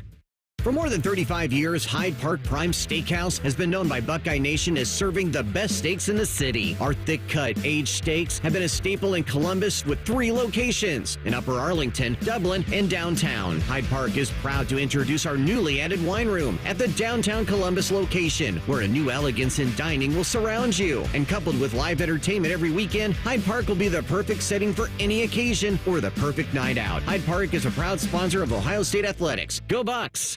Getting quality employees to fill positions in your company is essential, but finding those people can be a major hassle, unless you use ZipRecruiter. ZipRecruiter makes finding quality people a breeze. And right now you can try it for free at ZipRecruiter.com/free. With ZipRecruiter, one click sends your job to hundreds of top job sites. But more than that, ZipRecruiter's advanced technology identifies the candidates with the skills you need, sends you a list of great matches to review, then actively invites them to apply for your job. And the results speak for themselves. 4 out of 5 employers who post on ZipRecruiter get a quality candidate within the first day. That's right, the first day. Now you can focus on your business and let ZipRecruiter do the work finding the best people for you. See for yourself. Experience the ease, efficiency, and power of ZipRecruiter for free. Just go to ZipRecruiter.com/free. That's ZipRecruiter.com/free. ZipRecruiter.com/free. Bishop and Friends is sponsored by Awaken 180 Weight Loss. Fast, sustainable weight loss without medications. The solution for weight loss. Awaken 180 Weight Loss. Producers, co-hosts, friends, some of those things are true. You're listening to Bishop and Friends. All right, Reese, before we get to the poll, we've got a Monday Nighter tonight right here on the Fan. You can listen to it. Yeah, Browns at the Broncos. Denver's playoff percentage goes from 76 to mid-50s with a loss. So that's what you had to look forward to if you're the Cleveland Browns. Have Jameis Winston throw a couple touchdowns, make it a fun night for Cleveland, make it a bad night for Denver. Broncos are 6-point favorites in this one. Yeah, I like Cleveland to cover. I think they'll play well. I think they will do some things defensively that make it tough on Bo Nix. I think they'll have some juice to them. They've been out there since Saturday, which is a long time, man, to be out there. But I think they'll have some juice. I think they'll play well, and I think they cover. I could see Denver winning a close game 20-17. I could also see the Browns winning tonight. I could. I think that defensively they play well, and I think Jameis will give Jerry Jeudy a chance to shine back in Denver. Yeah, I see it being a Denver Broncos win, but I see it being close as well for the Browns. So give me Cleveland plus the 6 tonight. Reeser, shame on you. What do you mean? What is this? So here's the thing. With my heart, I want the Browns to win. With my head, I'm 14-1 going into tonight, picking games against the spread. So my head's telling me Denver close. So Cleveland plus the 6. You don't do 14-1 this late in the year after you've done it multiple times. So I was finally sort of catching up to Reese. I think I got it within 3 or 4, just slowly climbing back the last month. And then I went 11-3, and I'm thinking, okay, I'm cruising. I had to make up some more ground. Kid drops a 14-1 against the number. Jeez. He needs another mattress. So you are taking the Browns plus the points? Yes. Yes, both. Okay, where are you? Are you Browns plus points too, T? I'm taking the Browns on the money line. Browns on the money. I think they could. I'm with you. I think they could absolutely do it. As a Cleveland Browns employee, Browns on the money line. Browns on Actually obligated. Or wait, you can't take the Browns at anything. All right, what do we have on the poll today? The Daily Fan poll asks, what are your expectations for Ohio State in the college football playoff? First round loss, quarterfinals loss, reaching the semifinals, I don't care. 27% say you don't care. 27% of you are absolute liars. Yeah, you're lying. But 33% of you say the Ohio State Buckeyes will reach the college football playoff semifinals. Well, if it goes the way that I think it's going to go, if they do that, they would play likely Notre Dame. And then you better say get to the final. Because if they're the 8-9, they're going to host Tennessee, most likely. Then the semifinal would be Oregon, probably in the Rose Bowl. And if you win that, you're going to play Notre Dame because Notre Dame's going to be the 5. Notre Dame's going to get the Big 12 champ, I think, and then they're going to get Boise State. So if all that's standing between you and playing in a national title game is Notre Dame, then – and I got respect for Notre Dame, but come on. What are we talking about here? That's what we're talking about, buddy. All right, time for 3 things on a Monday. 1, 2, 3 things. Sponsored by Custom Air. Custom Air. Custom Solutions. Custom Comfort. All right, number 1 for me, something I noticed Saturday that jumped out, because to me, when I think of the Ohio State-Michigan game, one of my favorite traditions is a Buckeye helmet with a full helmet of leaves.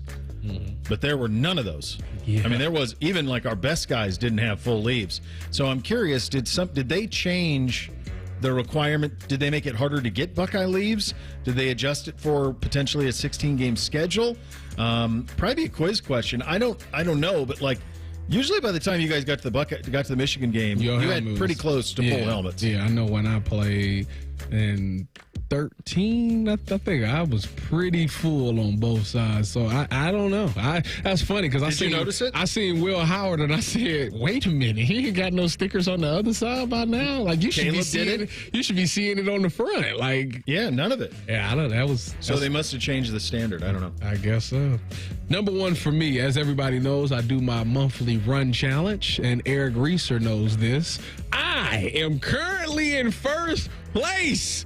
Right now, at 11:52, I am currently in first place. Now, the only person that's ran is Richard Sherman, and I'm beating him by 0.01. But I'm winning. So I took a screenshot and I put it on the internet for the world to see that I am currently in first place. December 2nd, you are leading Richard Sherman by 1/10 of a mile. Did you see him go 3.4 this morning and think to yourself, I've got to do 3.5? Correct. That's exactly what happened. It's all that matters, right? All that matters is you've ran a longer distance than Richard Sherman. So you're, starting the month off strong. I'm better than him. Yes. Heisman ballots are out today. It's something that I take very seriously and do. It's an honor to be able to do this. Yeah. And to everybody else out there with their ballot, I usually say don't submit it until at least Saturday night. I like to do it Sunday morning after the championship. Same.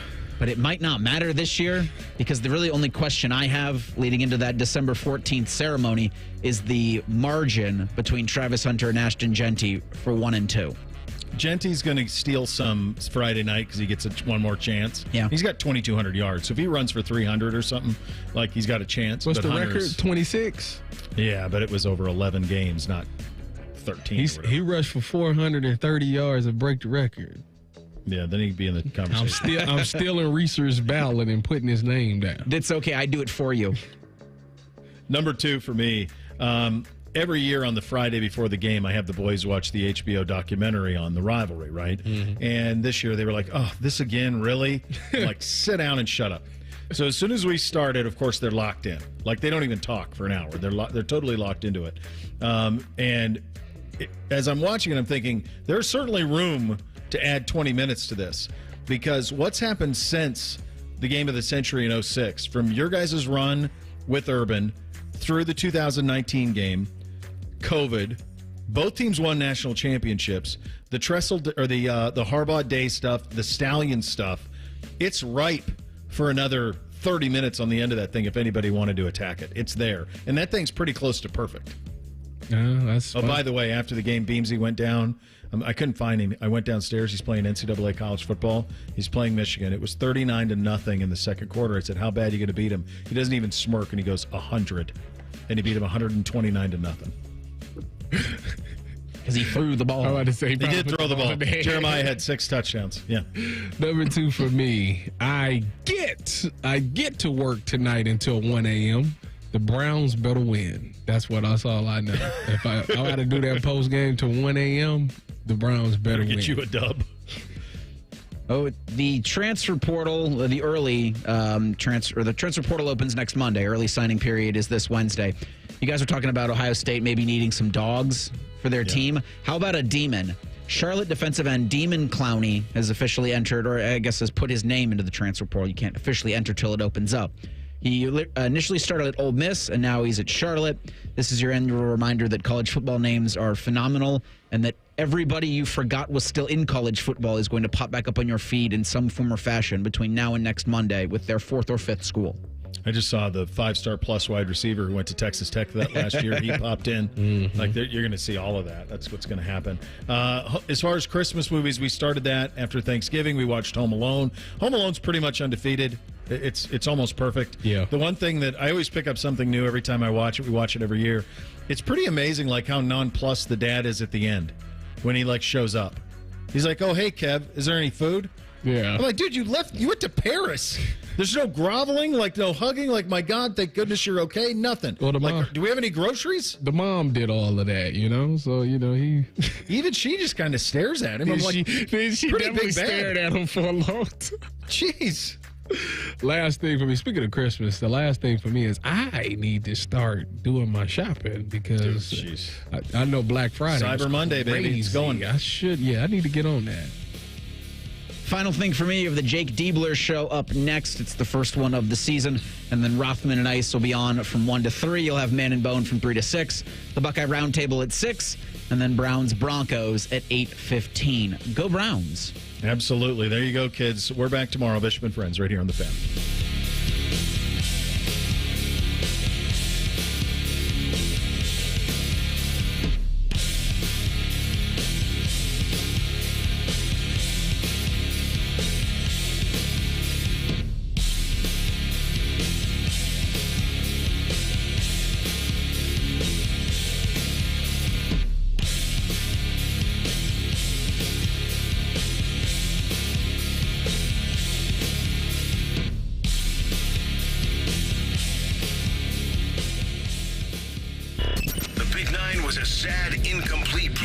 Enter Ohio State. The rest is history. The Buckeye Show. Weeknights at 6. The Fan.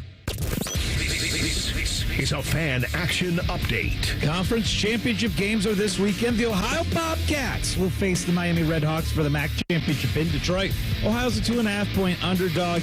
In the Big 12, Arizona State's a 2.5-point favorite over Iowa State. Texas is a 2.5-point favorite over Georgia in the SEC. Sticking with that 2.5-point theme, SMU's given 2.5 to Clemson. And Oregon is a 3.5-point favorite over Penn State for the Big 10 championship. For your Action Update, I'm Scotty Vegas. Hey folks, when it comes to Christmas trees, don't get played by foreign plastic. Just like you wouldn't replace a prize QB with a mannequin. Don't replace American Farm Fresh trees with fake foreign plastic. These farm families are the MVPs of Christmas, growing champions right here on American soil. They're not sitting on the bench. They're out there every day growing real Christmas traditions. Make the winning choice, Farm Fresh Christmas trees, not foreign plastic that pollutes. Visit GetRealKeepItReal.com to find your local farm MVP.